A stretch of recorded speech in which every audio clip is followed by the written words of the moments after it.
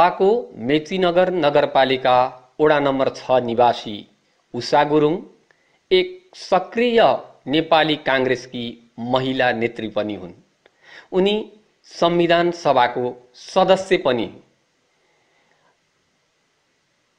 हामीले अहिले उषा गुरुङ के गर्दैछन् त सोध्यौं खोज्यौं अनि उनीसँग भेट्ने जमर्को गर्यौं। उनको निवासमा पुग्यौं र हामीलाई थाहा भयो यो बन्दाबन्दीको समयमा उनी करेसाबारीमा व्यस्त रहने गर्छिन्। नभन्दै हामी पनि उनीलाई खोज्दै खोज्दै उनको करेसाबारीमा पुग्यौं। उनी एकाग्रताका साथ आफ्नो करेसाबारीमा व्यस्त रहेकी थिइन्। हामीले उनीसँग मुलुकको समसामयिक राजनीतिका विषयमा, महिला नेत्रीहरूका विषयमा, महिला नेतृत्वको विषयमा अनि नेपाली कांग्रेसमा सक्रिय रहेकी उनी अहिले अलिक गुमनाम जस्तो पो बन्न पुगेकी हुन् कि भन्ने प्रसंगका विषयमा कुराकानीको थालनी गर्न उनीसँग अनुमति माग्न गएका थियौं र उनी व्यस्त थिइन् आफ्नै करेसाबारीमा। उनले सहमति जनाइन् हामीसँग कुराकानी गर्न भनेर र हामीले हाम्रो स्टुडियोमा संविधान सभा सदस्य नेपाली कांग्रेसकी नेत्री उषा गुरुङलाई निमन्त्रणा गर्यौं। चौतारी पोस्ट अनलाइनको नियमित स्तम्भ भिडियो चौतारी र कुराकानीमा आज हाम्रा अतिथि हुनुहुन्छ उषा गुरुङ, नेपाली कांग्रेसका महासमिति सदस्य अनि संविधान सभाका सदस्य समेत रहिसक्नु भएका उहाँ अहिले बन्दाबन्दीको समयमा आफ्नै करेसाबारीमा उहाँ व्यस्त रहनु भएको थियो। हामीले हाम्रो यो कार्यक्रम सञ्चालन गर्नुभन्दा अगाडि देखाएका दृश्यले पनि यहाँहरूलाई ती कुराहरूको पुष्टि हुन्छ र आज हामी मुलुकको समसामयिक राजनीतिक अवस्था, नेपाली कांग्रेसमा नेपाली कांग्रेसका नेत्रीहरूको भूमिका लगायतका विषयमा उहाँसँग कुराकानी गर्न गइरहेका छौं। स्वागत छ तपाईलाई। धन्यवाद। कुरो सुरु गरौँ। तपाई संविधान सभा सदस्य, संविधान पनि बनाउनु भयो। नेपालको एउटा ऐतिहासिक घटनाक्रमबाट जुन आम नेपालीले अपेक्षा गरेको गणतान्त्रिक संविधान, लोकतान्त्रिक संविधान, त्यसपछिको समय जब गुज्रियो यहाँसम्म आइपुग्यो, तपाई पनि छायामा पर्नु भए जस्तो देखियो। यो आम जनजिज्ञासाको विषय हो, किन होला भनिदिनुहोस् त। पहिलो कुरो त ऐतिहासिक संविधान सभामा, दुईटै संविधान सभामा मैले भूमिका निर्वाह गर्ने अवसर पाए। मेरो पार्टी नेपाली कांग्रेसलाई म एकदमै आभार व्यक्त गर्न चाहन्छु। जुन अवसर मैले पाए त्यसलाई सकेसम्म आफ्नो बुद्धि विवेक र क्षमताले भएसम्म संविधान निर्माणमा मेरो सक्रिय सहभागिता पनि रह्यो। त्यसप्रति चाहिँ म पूर्ण आत्मसन्तुष्टि पनि छु। आफैमा संविधान यो चाहिँ विन विनको सिचुएसनमा यत्रो जातीय चाहिँ विविधता, सांस्कृतिक, धार्मिक र भौगोलिक विविधता भएको चाहिँ मुलुकको चाहिँ भाषा, संस्कृति धेरै चाहिँ जुन विविधता छ हाम्रो मुलुकमा, ती सबै विविधताहरूलाई चाहिँ एकतामा चाहिँ सूत्रबद्ध गरेर नेपालको संविधान चाहिँ बनिनु धेरै समय पनि लाग्यो। दुईटा संविधान चाहिँ यसले चाहिँ संविधान सभा चाहिँ पार गर्नु पर्यो। त्यो बेलामा चाहिँ धेरै खालका अप्ठ्याराहरू पनि थिए। संहिताको मुद्दा हाम्रो निम्ति, नेपाली आम नेपाली जनताकै निम्ति, राष्ट्रकै निम्ति नयाँ विषय थियो। शासकीय स्वरूपहरू भयो, जटिल विषयहरू थियो। अब त्यसमा चाहिँ सबै पार्टीहरू र नागरिक समाजहरू सबैको चाहिँ विचारहरूलाई पनि समाहित गर्दै त्यो 100% पूर्ण सन्तुष्टि सहितको संविधान नभए तापनि एकता सहितको संविधान आएको थियो हैन। र भोलिको दिनमा जनअपेक्षा अनुसारको फेरि त्यसमा संशोधन गर्ने विषयहरू त त्यो त प्रावधान छँदै नै छ। अब ओझेलमा पर्यो भन्ने विषय म ओझेलमा पक्कै पनि छैन। त्यो भूमिकालाई चाहिँ सबैको सक्रियताको कुरा गरेको, जुन राजनीतिक सक्रियता उषा गुरुङ भन्दाखेरि एउटा झापा जिल्ला हैन नेपाली कांग्रेसको महिला नेत्रीहरुमा एउटा अग्रपंक्तिमा तपाई आउनुहुन्थ्यो राजनीतिक रूपमा, त्यो देखिएन भनेर अरूतिर पनि भन्छन् है, मैले मात्रै भनेको होइन। त्यो स्वाभाविकै होला। म आफैमा मेरो होस आएको देखिको म एकदमै क्रियाशील, एकदमै काम गर्न चाहने जुनसुकै फिल्डमा भए पनि मैले जिम्मेवारी पाएको खण्डमा चाहिँ त्यहाँ चाहिँ मैले 100% त्यो भूमिकालाई, त्यो पदलाई, त्यो जिम्मेवारीलाई चाहिँ न्याय गर्नुपर्छ भन्ने त्यो मानसिकताबाट चाहिँ म अभिप्रेत भएको व्यक्ति पनि हुँ। र म जहाँ छु त्यहाँ मैले डेफिनेटली मैले चाहिँ त्यो भूमिकालाई चाहिँ निर्वाह गर्नुपर्छ भन्ने हो। जब म संविधान सभाबाट फर्केर आइसकेँ, फेरि आम निर्वाचनताका मेरो इच्छा चाहिँ प्रत्यक्षमा निर्वाचनमा चाहिँ जाने, जनताको चाहिँ परीक्षामा बस्ने चाहिँ एकदमै ठुलो इच्छा। 2 पटक तपाईँ संविधान सभा सदस्यको रूपमा आफ्नो एउटा जिम्मेवारी पुरा गरिसक्नु भएको थियो। एकचोटि प्रत्यक्ष रूपमा जनताको पनि अभिमतलाई हेरौँ न भन्ने तपाईँलाई लागिरहेको थियो। राष्ट्रले यत्रो लगानी गरेको हैन, सांसद हुँदा त लगानी त हुन्छ नि त, पार्टीले लगानी गरेको र जनतासँग चाहिँ 10 वर्षसम्म चाहिँ गाउँ गाउँमा, टोल टोलमा चाहिँ विकास निर्माण र जनजीविकाको सवालमा प्रत्यक्ष काम गर्ने अवसर पनि पाएको थिएँ नि त। अब मैले ठिक काम गरेँ कि बेठिक गरेँ, पदीय जिम्मेवारीमा हुँदाखेरि म सांसद हुँदा मैले जनताको अपेक्षालाई पुरा गर्नु सकेँ कि सकिनँ, त्यसको परीक्षण पनि थियो के हैन। निर्वाचन त परीक्षण पनि हो नि त नेतृत्वको लागि। त्यसको निम्ति चाहिँ मैले प्रत्यक्ष निर्वाचनको निम्ति चाहिँ मैले आफ्नो चाहिँ पार्टीमा तपाईले पुरा राख्नुभयो होला सायद। टिकट त्यसमा चाहिँ पाउन सकिएन हैन। त्यसमा मलाई कुनै गुनासो छैन कि। मलाई पनि एउटा जिज्ञासा, तपाईले एउटा लामो अनुभव बटुल्नु भयो, त्यही रहेका पनि विभिन्न समिति, एकदमै महत्त्वपूर्ण जिम्मेवारी पनि तपाई वहन गरेर आइसकेपछि त तपाईसँग भएको अनुभवलाई त पार्टीले अझै बढी त्यसको चाहिँ परिणाममुखी काम होस् भनेर तपाईलाई टिकट दिँदा के फरक पर्थ्यो अथवा किन दिएन होला त? हैन, महिलाहरू प्रत्यक्ष निर्वाचन लड्न सक्दैन भनेर त्यो यो टिकटको चाहिँ यो निर्वाचनको बेलामा त्यो हल्ला हुन्छ नि मिडियामा पनि, सबै पार्टीका छलफलकै विषय बन्छ कि महिलाहरू चाहिँ हिम्मतै गर्न सक्दैन। हाम्रो सामाजिक मान्यता पनि एक किसिमले त्यस्तै विकास हुँदै पनि आएको छ। अनि टिकट प्रत्यक्ष निर्वाचनै लड्न सक्दैन, खालि अवसर र समानुपातिक र आरक्षणको खोजीमा मात्रै महिलाहरू हुन्छ भन्ने जुन त्यो खालको एउटा आरोप पनि छ नि त।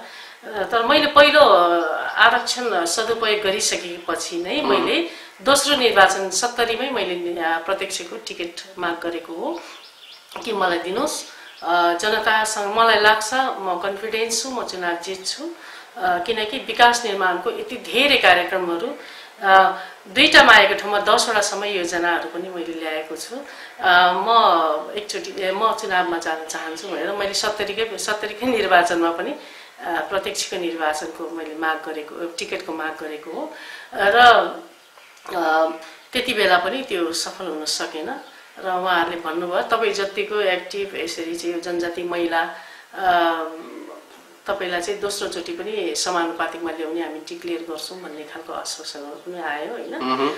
म मेरो व्यक्तिगत कुरा भन्नुहुन्छ भने म आरक्षणको जुन पद छ नि त्यसलाई एक पटक मात्रै प्रयोग गर्नुपर्छ, सदुपयोग गर्नुपर्छ भन्ने मान्यता राख्ने मान्छे हो। हेर्नुहोस्, किनभने फेरि नयाँहरूलाई अवसर दिनु पर्यो नि त। एउटै व्यक्ति पटक पटक किन आरक्षणमा जान्छ? तपाईले ठिक छ, तपाईले प्रदेश सभामा आफू प्रत्यक्ष निर्वाचितको रूपमा जान चाहनुभयो, जान सक्नु भएन, पार्टीमा त्यो खालको वातावरण भएन। अहिले तपाईलाई भित्र के लाग्छ, तपाईलाई अलिकति घाटा भयो यो अवसर नभएर जनसेवा गर्ने, या त पार्टीले एउटा पठाउनु पर्ने मान्छेलाई पठाउन सकेन होला? के लाग्छ दुईटामा एउटा? मलाई त त्यो पार्टीले चाहिँ अब किन पठाउनु भएन उहाँहरूले नै मूल्याङ्कन गर्ने कुरा हो हैन। व्यक्तिगत रूपमा मलाई लागेको कुरा चाहिँ के हो भने आखिर मैले त जहाँ बसे नि काम गर्ने हो नि त हैन।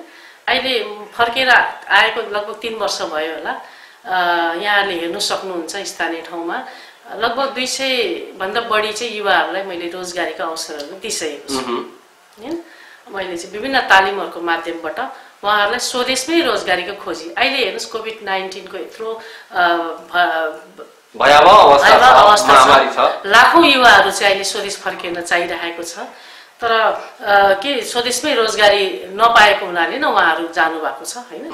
तर मैले चाहिँ फर्केर आइसकेपछि अब के गर्ने त, त्यतिकै बस्ने कुरा त आएन। जुन मेरो एउटा चाहिँ छ नि यो बानी हुन्छ नि, म त्यसै बस्नै सक्दिनँ काम नगरी। के गर्ने त भन्दा जहाँ बसेर पनि सामाजिक सेवामा त समर्पित हुन सकिन्छ नि त भनेर यहीँकै स्थानीय युवाहरूलाई चाहिँ उहाँहरूलाई काउन्सिलिङ गरेर बोलाएर चाहिँ धेरै युवा त्यहाँ अहिले रोजगारीमा देशभित्रैको रोजगारीमा हुनुहुन्छ र यो अस्ति लकडाउन नभएको थियो भने यो वैशाख महिनाभित्रमा लगभग 150 देखि 200 जना युवाहरू स्थानीय ठाउँमा चाहिँ रोजगारीमा एकदमै तयारी अवस्थामा उहाँले इन्टरभ्यू पनि फेस गरिसक्नु भएको थियो कि त्यसकारणले म जहाँ रहे तापनि मेरो आफ्नो जुन सक्रियता छ त्यो चाहिँ कायमै छ।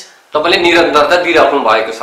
ठीक छ, तपाईलाई यस्तो लाग्छ या लाग्दैन हैन, जस्तो तपाईले दुई पटक संविधान सभा सदस्य हुनुभयो, नेपालमा हरेक राजनीतिक दलहरूले आफ्नो घोषणा पत्रमा अथवा भाषणमा पुरामा नेताहरूले चाहिँ समानताको, महिला समानताको, सबै खाली समानताको कुराहरू गर्छन्, तर नेपालका राजनैतिक दलहरूले महिला नेत्रीहरूप्रति हेर्ने उनीहरूको दृष्टिकोण, उनीहरूलाई दिनुपर्ने अवसर, उनीहरूको क्षमतालाई चाहिँ अलि सुस्त ढङ्गले लौन त लगिदिउँ न त भन्ने पाराले लग्दै गरेको अवस्था हो या त क्षमताको आधारमा चाहिँ उनीहरूलाई जिम्मेवारी दिने चलन चाहिँ चलाउन सुरु गरेका हुन्? तपाईलाई के लाग्छ? तपाईसँग अनुभव छ नि त?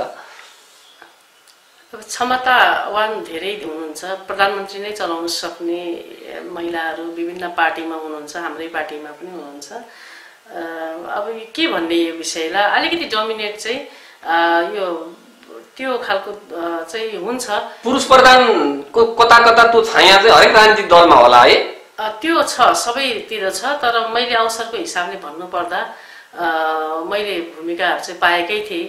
जस्तै बेरुजु फर्स्योट राष्ट्रिय यो समितिको अध्यक्ष, नेपालको हिस्ट्रीमै अहिलेसम्म चाहिँ कुनै पनि महिला हुनुहुन्न।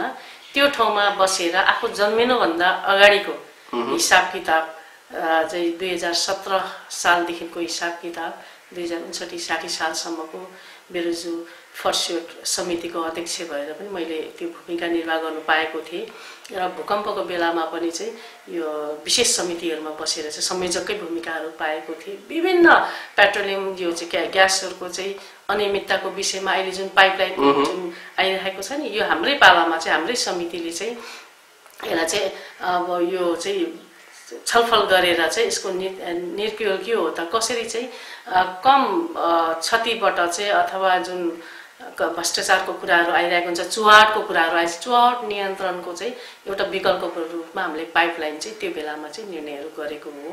तपाईँ बेरुजु फर्स्योट समितिको अध्यक्ष पनि बस्नुभयो कि तपाईँले के देख्नुभयो? यो 17 सालदेखि यो तपाईँले हेरुन्जेलको समयमा त यो गन्जागोलै रहेछ वास्तवमा।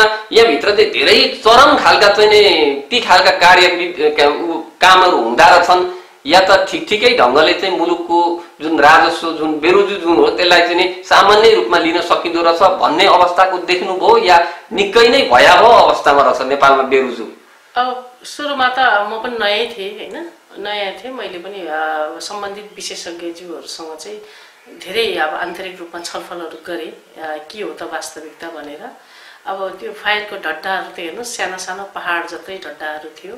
अब कतिपय चाहिँ अब त्यो 17 सालदेखि भएको हुनाले प्रमाणहरू चाहिँ अब छतबिछेत अब त्यो नभएकै अवस्थाहरू पनि थियो। द्वन्द्वकालीन अवस्थामा चाहिँ जस्तै सिडिओ कार्यालयहरू, सरकारी भवनहरू जुन बम ब्लास्टहरू भएको थियो, आक्रमणहरू भएको थियो, त्यो कारणले पनि चाहिँ कागजपत्रहरू नष्ट भएको अवस्थाहरू थियो। त्यो बेलामा मेरो अनुभवमा चाहिँ के हो भने तथार्थवादमा चाहिँ मुलुक चलेको रहेछ। यो पटके निर्णयहरूमा यो चाहिँ जुन 1 रुपियाँको बेरुजु मैले भेटेँ जनकपुर कारागारको होला, त्यो धेरै साल अगाडिको बेरुजु, त्यसलाई पनि फाइल मेन्टेन गर्दै ल्याइरहेको, 1 रुपियाँलाई पनि ल्याइरहेको। त्यसलाई खर्च कति गर्यो, लगानी कति भयो त राज्यको भन्नुहोस् त? त्यस्ता कुराहरू त फर्सेट गर्न सकिन्थ्यो नि त। सानोतिनो कुराहरू, विषयहरू जुन चाहिँ अनियमितता होइन, भ्रष्टाचार होइन, ती कुराहरूलाई त राजनीतिक नेतृत्वले त निर्णय गर्दै जाने हो नि। ती सब कुराहरू पनि यथास्थितिमा राखेको अवस्थाहरू थियो। करिबन कुनै पनि मन्त्रालयले चाहिँ बेरुजुलाई चाहिँ यो पहिलो प्राथमिकता हो, यसलाई पनि एउटा छुट्टै एउटा डेस्क चाहिन्छ, कोठा चाहिन्छ, अथवा यसको सिस्टमेटिक ढङ्गले यसलाई चाहिँ निर्क्रिय गर्नुपर्छ भन्ने त्यो खालको व्यवस्थाहरू पनि थिएन। र पहिलो हामीले चाहिँ सुरुवातै सबै मन्त्रालयहरूमा चाहिँ बेरोजगारको लागि छुट्टै हेर्ने एउटा टिमै गठन गरेर त्यहाँ चाहिँ अफिसहरू नै निर्माण गरेर चाहिँ हामीले बेरोजगार सुरु गऱ्यौँ। मलाई लाग्छ इन्टरनेसनल एउटा कुनै एउटा चाहिँ अन्तर्राष्ट्रिय क्षेत्रमा पनि हाम्रो बेरोजगार फर्सेटको चाहिँ जुन काम कारबाही हेरेर चाहिँ लेखा समितिले चाहिँ यो पनि पाएको छ, एवार्ड पनि पाएको छ र एकदमै राम्रो।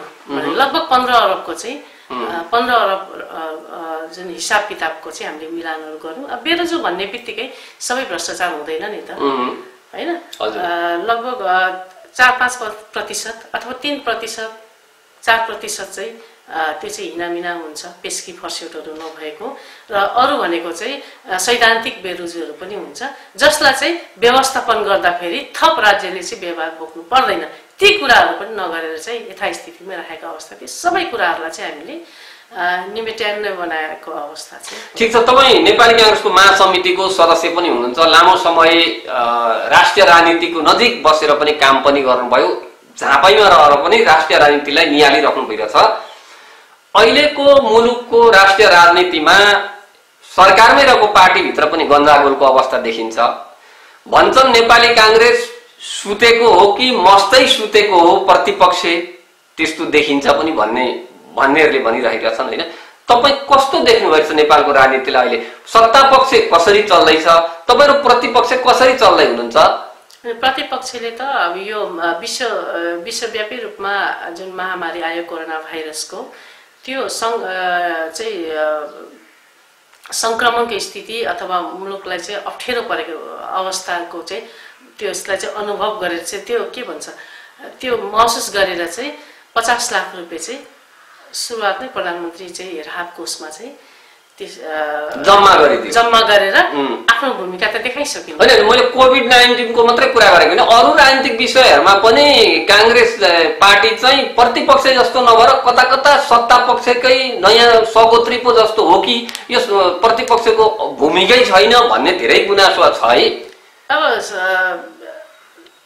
जिल्लामा चाहिँ पार्टी सङ्गठनहरूको जुन सक्रियता चाहिँ व्यापक रूपमा छ, चाहे यो राहत वितरणमा होस् या जनताको जुन समस्यालाई समाधान गर्ने विषयमा होस्, सांस्कृतिक र अरू कार्यक्रममा सङ्गठन गर्ने कुरामा पनि काङ्ग्रेस सक्रिय नै छ, जिल्लामा सक्रिय छ, राहत वितरणहरूमा धेरै सक्रिय छ।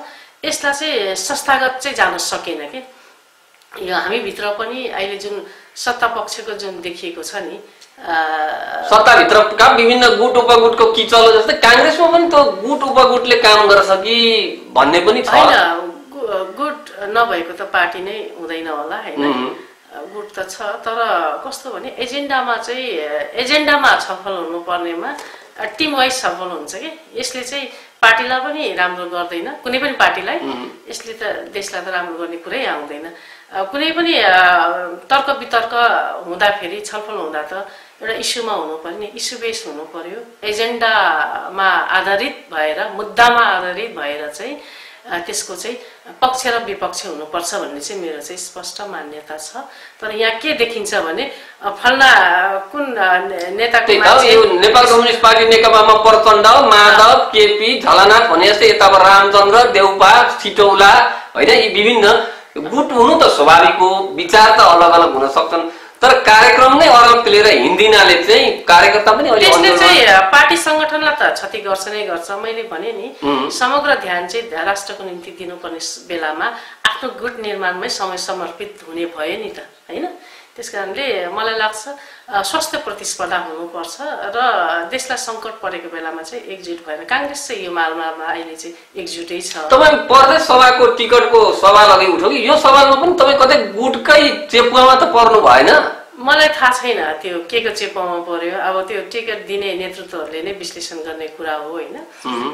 मेची अञ्चलको हकमा, साबिक मेची अञ्चलको हकमा भन्नुहुन्छ भने एकजना महिलाले मात्रै टिकट पाएको प्रदेशमा त्यही पनि, होइन? अनि यति धेरै कमजोर थियो त प्रदेश यो साबिक मेची अञ्चलमा पनि अथवा समग्र राष्ट्रमा महिला यति कमजोर महिलाहरू मात्रै थिए त नेपाली काङ्ग्रेसमा, अथवा पार्टीले यति मात्रै चाहिँ निर्माण गरेको हो त भन्ने एउटा प्रश्न पनि आयो नि त। स्वाभाविकै आउँछ नि त्यो प्रश्नमा।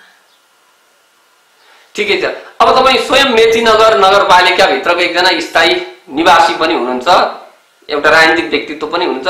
मेची नगरपालिकामा अहिले यो कोभिड-19 को यो महामारीमा नगरका जनप्रतिनिधिहरूको कामलाई नगरपालिकाको कामलाई तपाईले कसरी हेरिराख्नु भइरहेछ?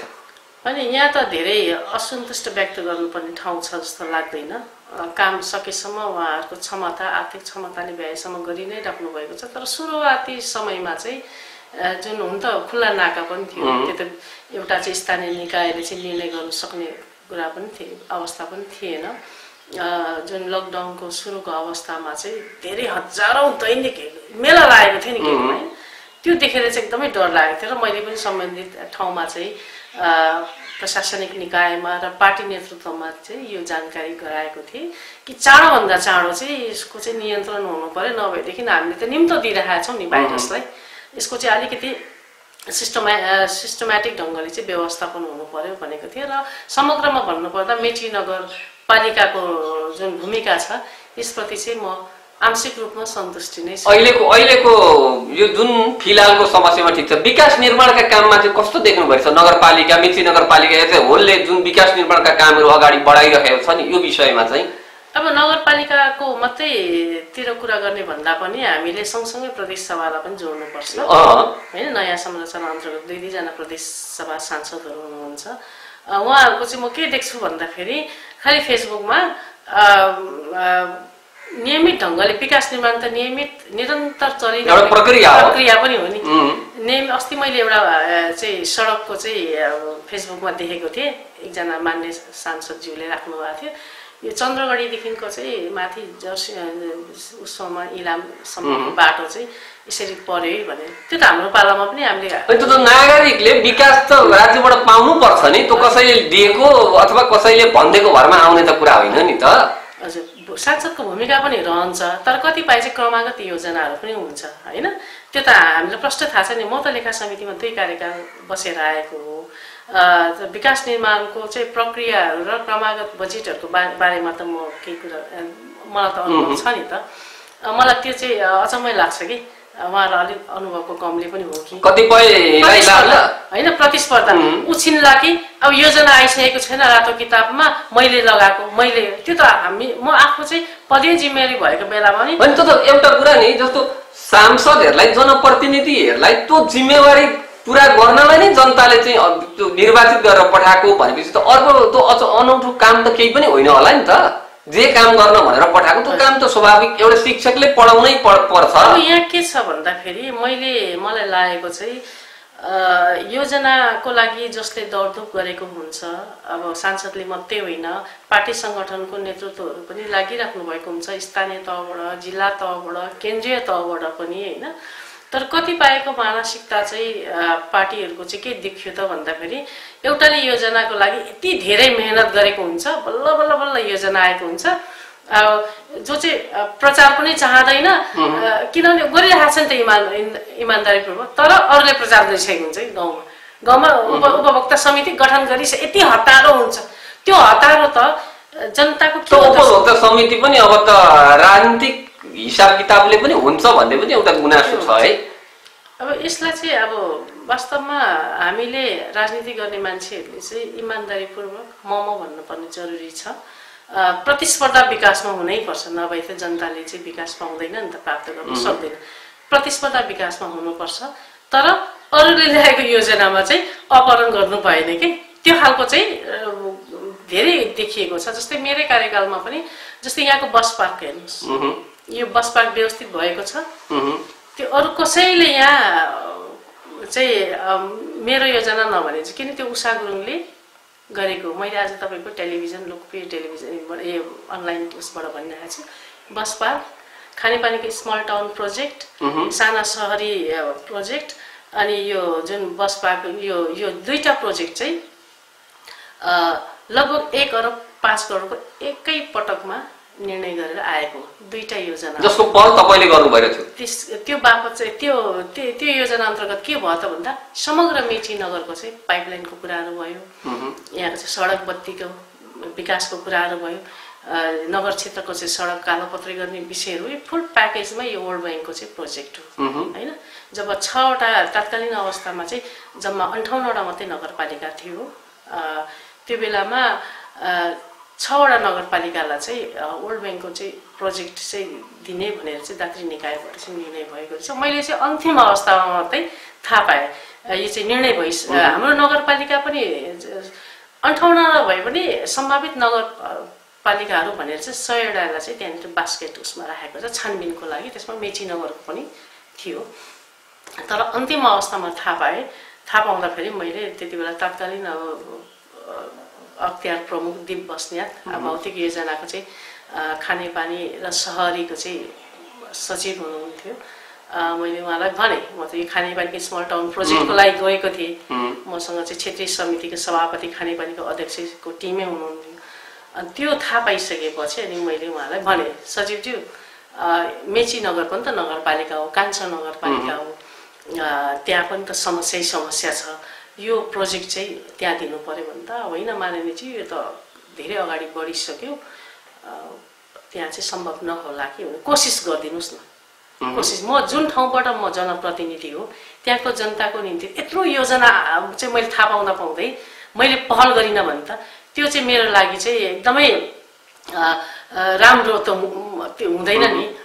मैले यो त पहल इमान्दारी त देखिँदैन नि त जनप्रतिनिधिको, मलाई यो चाहिन्छ भनिसकेपछि धेरै चरणको चाहिँ भेटघाटहरू डेलिगेसनहरू पछि चाहिँ अब यो आएको प्रोजेक्ट हो। पछि यहाँ के भन्छ यो त फल्नाले ल्याएको, यो त डिस्काले ल्याएको। अब पार्टीभित्रै पनि नाम किन लिनु? काङ्ग्रेसको पालामा आएको योजनाहरू 2टा योजना 1 अरब 5 करोडको ल्याइयो भने यो नगरभरि क्षेत्रभरि कति योजना आएन? हजार योजनाहरू छ। यो पुलहरू ठुल्ठुलो मेगा प्रोजेक्टको पुलहरू बनिएको छ। अब अहिले भर्खरै कार्यान्वयनमा आएको छ यहाँ बाहुनडाङ्गीमा सुबोध चियाको जुन 6 करोड लगभग चाहिँ सरकारी अनुदानमा हो। त्यो त संविधान सभा पहिलो संविधान सभा भङ्ग भएको बेलामा म यहीँ बसिरहेको थियो, जोर आइरहेको थियो। त्यो बेलामा माथिको टिम आएर चाहिँ साना किसानहरू चाहिँ यो चाहिँ हात्तीको चाहिँ प्रभावित क्षेत्र पनि हो, धेरै चाहिँ समस्या भयो। कुनै बाली लगाए, धान बाली लगाए, मकै बाली लगाए आएर खाइदिइहाल्छ, अन्न भण्डारण गर्नै पाउँदैन किसानहरूले। त उहाँहरू माथि जानुभएको छ काठमाडौँ। त्यहाँ घुम्दै मन्त्रालयमा घुम्दै जाँदाखेरि चाहिँ मेरो नाम पनि त्यहाँ आइसकेपछि उहाँ त हाम्रो चाहिँ भान्जी हो, बहिनी हो भनेर चाहिँ यहाँको साथीहरूले भनिसकेपछि त्यसो भएदेखि यता होइन उहाँलाई लिएर आउनुहोस् भनेर आए। खेलराज रेग्मी अध्यक्ष हुनुहुन्थ्यो। अनि उहाँहरूले भनिसकेपछि अनि म गएँ काठमाडौँ गएर मैले सामान्य अध्यक्ष खिलराज रेग्मीज्यूलाई मैले उसमा मन्त्री उसमा चाहिँ प्रधानमन्त्री कार्यालयमा मैले भने टिमै लगेर भन्थेँ। तर 30औं वर्षदेखि हात्तीले क्षति भएको ठाउँ हो। त्यहाँको जनताले अन्नबाली त भित्राउनै पाएको छैन। त्यो नभित्राउनु पाएको त कैयौँ वर्षहरू भइसक्यो। मानवीय चाहिँ क्षति त कति भयो, भौतिक क्षतिको त कुरै नगरौँ भनेर चाहिँ त्यो कुरा राखिसकेपछि आएको योजना हो। अहिले कार्यान्वयनमा छ हेर्नुहोस्।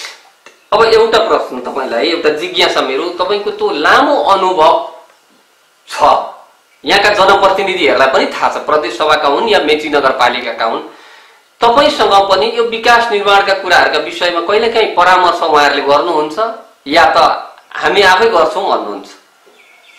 होइन, बेला बेलामा त बोलाउनुहुन्छ उहाँले सर्वदलीय बैठकहरूमा, होइन बोलाउनुहुन्छ। त्यो बेलामा आफ्नो लागेको विचारहरू राख्ने गरेको छु।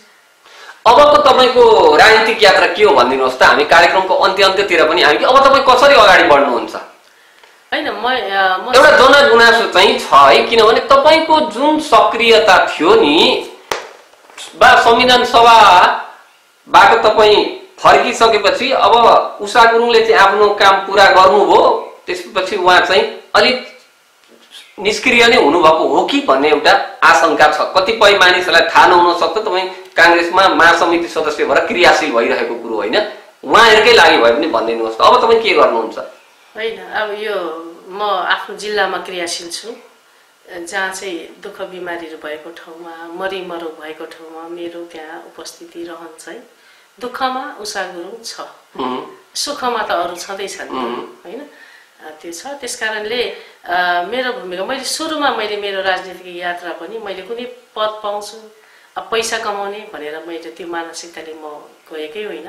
आफ्नो तर्फबाट के समाजलाई चाहिँ दिन सकिन्छ, किनभने तत्कालीन रूपमा पनि तपाईँ प्रति तत्कालीन माओवादीको भन्दा केही त्यत्रो आपत्ति हुँदैन। एउटा ठुलो समस्या पनि तपाईँले भोग्दै आउनुभएको थियो नि त, काङ्ग्रेस भित्रको तपाईँ एउटा सक्रिय राजनीतिक कार्यकर्ता भएको बेलामा पनि त्यतिखेरको एउटा विद्रोही समूहले त तपाईँमाथि एक खालको थ्रिटेन गरौँ भन्ने कुरा त सार्वजनिक रूपमै पनि आइरहेको थियो। मलाई चाहिँ हत्याको निर्णय गरेर आएको हो नि त होइन, मलाई चाहिँ मार्न भनेरै आएको हो। 22 जना त हतियार सहितै आएको नि। म त हिम्मतले बाँचेको हो, किनभने जाइ लगिँदैन आइ लाग्यो भने छोडिँदैन। वास्तवमा म आज चाहिँ बाँचेको हिम्मतले हो। पछि चाहिँ पार्टी नेतृत्वहरूले भन्नुभएको थियो तपाईँ जस्तो एउटा चाहिँ लडाकु महिला नेतृत्व हाम्रो कार्यकर्ता तपाईलाई गुमाउन चाहदैनौँ, काठमाडौँ कि त इन्डियामा चाहिँ तपाईलाई हामी सेल्टर गर्छौँ राख्छौँ। तपाईँ लुक्नु भनौँ पार्टीले चाहिँ त्यो आएको थियो कुरा होइन। मैले चाहिँ भने यत्रो ठुलो घटना त भइसक्यो होइन। लगभग 9 बजीदेखि रातको 9 बजीबाट 1 बजीसम्म चाहिँ यहाँ पुरै मारामारको अवस्था, कुरुक्षेत्रकै मैदान भएको थियो मेरो घर होइन, कुरुक्षेत्रकै मैदान भएको थियो। को मार्ने को मर्ने को बाँच्ने कुनै ठेगानै थिएन। हिम्मतले बाँचिएको हो।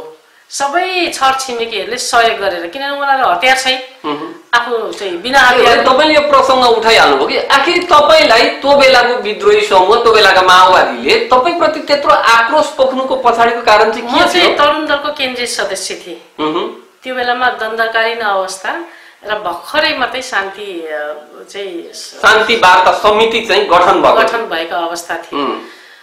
उहाँहरूले चाहिँ रकम तोकेरै चन्दा असुलीहरू गरिराख्नु भएको थियो। नेपाली काङ्ग्रेसको केन्द्रीय समितिको एउटा निर्णय सर्कुलर आयो कि स्वैच्छिक चन्दा मात्रै दिने, कसैलाई पनि स्वैच्छिक चन्दा है। कसैले रकमै तोकेर जबरजस्ती गर्छ भनेदेखि चाहिँ त्यसमा प्रतिवाद गर्ने भन्ने, त्यसलाई चाहिँ अस्वीकार गर्ने भन्ने निर्णय चाहिँ केन्द्रीय समितिको परिपत्र आएको थियो। म तरुण दलको केन्द्रीय सदस्य, एउटा युवा, तपाईं स्वयं एउटा राजनीति गर्ने मान्छे, तरुण दलको केन्द्रीय सदस्य, मलाई 10 लाख 12 लाख 7 लाखको डिमान्डहरू चाहिँ प्रत्येकचोटि आइरहेको थियो। अनि यही घरमै पनि यो जुन पशुपतिको घटना जहाँ इन्सपेक्टर मारियो त्योभन्दा अगाडि पनि आउनु भएको थियो 2 जना माओवादी साथीहरू आउनु भएको थियो, हतियार सहित आउनु भएको रहेछ। बिहानै 6 बजी घरमा तपाईँ कोठा कुन हो भन्नुभयो, म त तल्लो तलामै बस्थेँ। यही हो भने त्यहाँ ढोका लगाएर 2 घण्टा वार्ता भएको थियो। 2 घण्टा हतियार सहित उहाँहरू हतियार सहित हुन्थ्यो, वार्ता भएको थियो। मलाई 7 लाख रुपियाँ माग्नु भएको थियो होइन।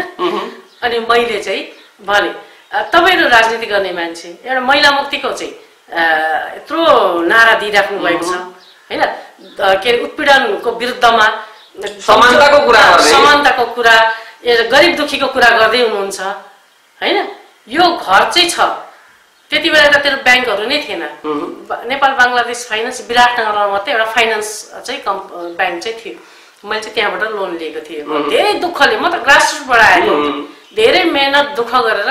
तपाईँको सङ्घर्षको कथा आफ्नै ठाउँमा छ।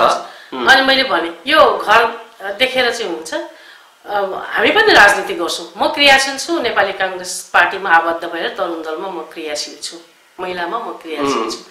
त मैले आफ्नो घरको व्यवहारहरू सबै कुरा भ्याएर मैले समाजलाई पनि टाइम दिइरहेको छु। मैले पनि चन्दा माग्नु पर्दैन तपाईँहरूलाई।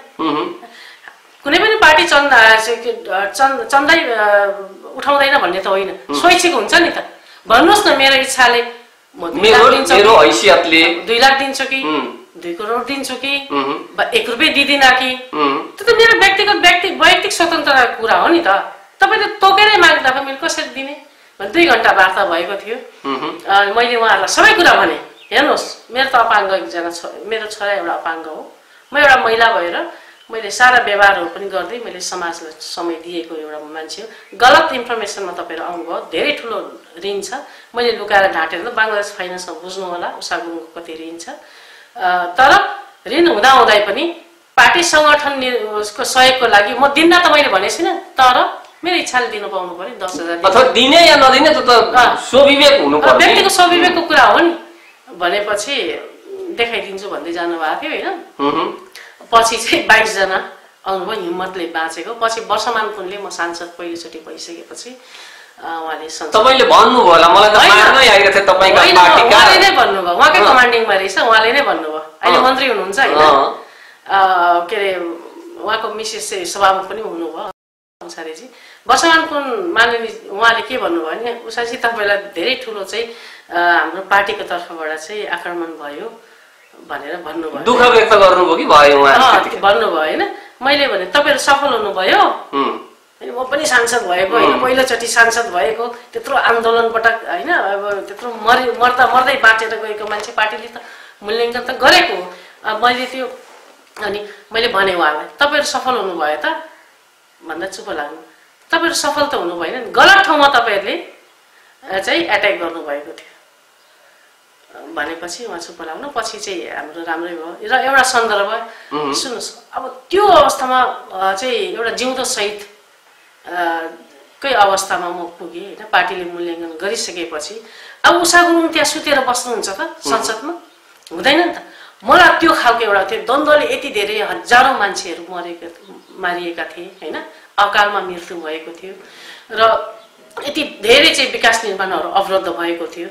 त्यो विषयमा केन्द्रीकृत भएर मैले काम गर्नुपर्छ भन्ने कुरा चाहिँ एकदमै तपाईले त्यो खालको एउटा ऊर्जा पनि आयो। ऊर्जा थियो र मेरो आमाले होइन अहिले चाहिँ स्वर्गवास भइसक्यो, आमाले सांसद भएर जाँदै गर्दा भन्नुभएको थियो तँ के को निम्ति जाँदैछस्? पैसा कमाउनु? गलत तरिकाले पैसा नकमाउनु, पैसा कमाउने हिसाबले होइन, इज्जत कमाउने, जनताको काम गर्ने हिसाबले जानु। तेरो पैसै कमाउने हो भनेदेखि त दिनभरि जुठो भाडा मल्यो भनेदेखि यहाँ 2000 थैलीमा आउने ठाउँ छ तेरो, तर गलत ढङ्गले नगर्नु भनेर आमाको पनि एउटा चाहिँ अमृत बाण चाहिँ थियो मप्रति। अनि पछि चाहिँ अहिले नेपालको संविधानमा हेर्नु होला, यो कुरा कहीँ उजागर हुँदैन। लगभग महिना दिनसम्म त्यो बेलाको चाहिँ बीबीसीदेखि लिएर सबै अनलाइन मिडियाहरूले चाहिँ यहाँहरूलाई पनि जानकारी हुन्छ होला, यो चाहिँ राष्ट्रिय र अन्तर्राष्ट्रिय स्तरमै चर्चामा भएको विषय जनयुद्ध कि सशस्त्र द्वन्द्व भन्ने विषय मुद्दामा थियो पहिलो संविधान सभामा, जुन विषय चाहिँ निर्वाचनबाट चाहिँ मतदानबाट चाहिँ परास्त गरेको हो र संविधान सभाको पहिलो मतदान भएको शब्द या विषय नै जनयुद्ध कि सशस्त्र द्वन्द्व हो। त्यो विषयको उठान गर्ने मान्छे नै मै हो। सांस्कृतिक सामाजिक ऐक्यबद्धता समितिले दुईटा समितिले यसलाई पास गरेर लगिसकेको थियो, तर हाम्रो समितिले पनि पास गरिसकेको अवस्था रहेछ। म अमेरिकामा चाहिँ संविधान निर्माणकै क्रममा मेरो अमेरिका भिजिट थियो, 1 हप्ताको भिजिट थियो। 1 हप्ताको जुन भिजिटमा मैले एक दिन पनि 1 घण्टा पनि पर्सनल व्यक्तिगत भ्रमण नगरिकन त्यहाँको साथीहरू कति रिसाउनु भयो। धेरै नेताहरू आउनुहुन्छ, दर्जनौं चोटि आइसक्नुभयो, घुम्नुहुन्छ, 2 दिन भए पनि घुमाइदेऊ न भन्नुहुन्छ। तपाईँहरू एउटा हाम्रो लेडिजको टिम, तपाईँहरू महिला लेडिजहरूको टिम पहिलोचोटि आउनु भएको छ, 1 दिन पनि समय दिनु भएको छैन हामीलाई, घुमाइदिन्छु भन्दैछौँ। न्युयोर्क हामी गएका थियौँ। तपाईँहरू किन यस्तो गर्दै हुन्छ? अहिले 5 बजे मिटिङ सक्यो, 10 बजेको फ्लाइट छ, कार्यक्रम सकिन्छ। मैले भने उहाँहरूलाई हेर्नुहोस्, हो ठिकै हो, अहिले हाम्रो आवश्यकता त नेपालको संविधान सभाभित्रको समितिहरूमा छ नि त, त्यहाँ त धमाधम निर्णयहरू हुँदैछ। पछि संविधान लेखिसक्यौँ, जनताको संविधान, जनताको अपेक्षा पूरा गरेको संविधान लेखिसक्यौँ भने हो हाम्रो व्यक्तिगत खर्चले हामी घुम्न आउन सक्दैनौँ। त्यो बेलामा बोलाउनुहोस् है, अहिले नरिसाउनुहोस् भनेर 5 बजे बैठक सकेको, 10 बजेको फ्लाइट चढेर आएको।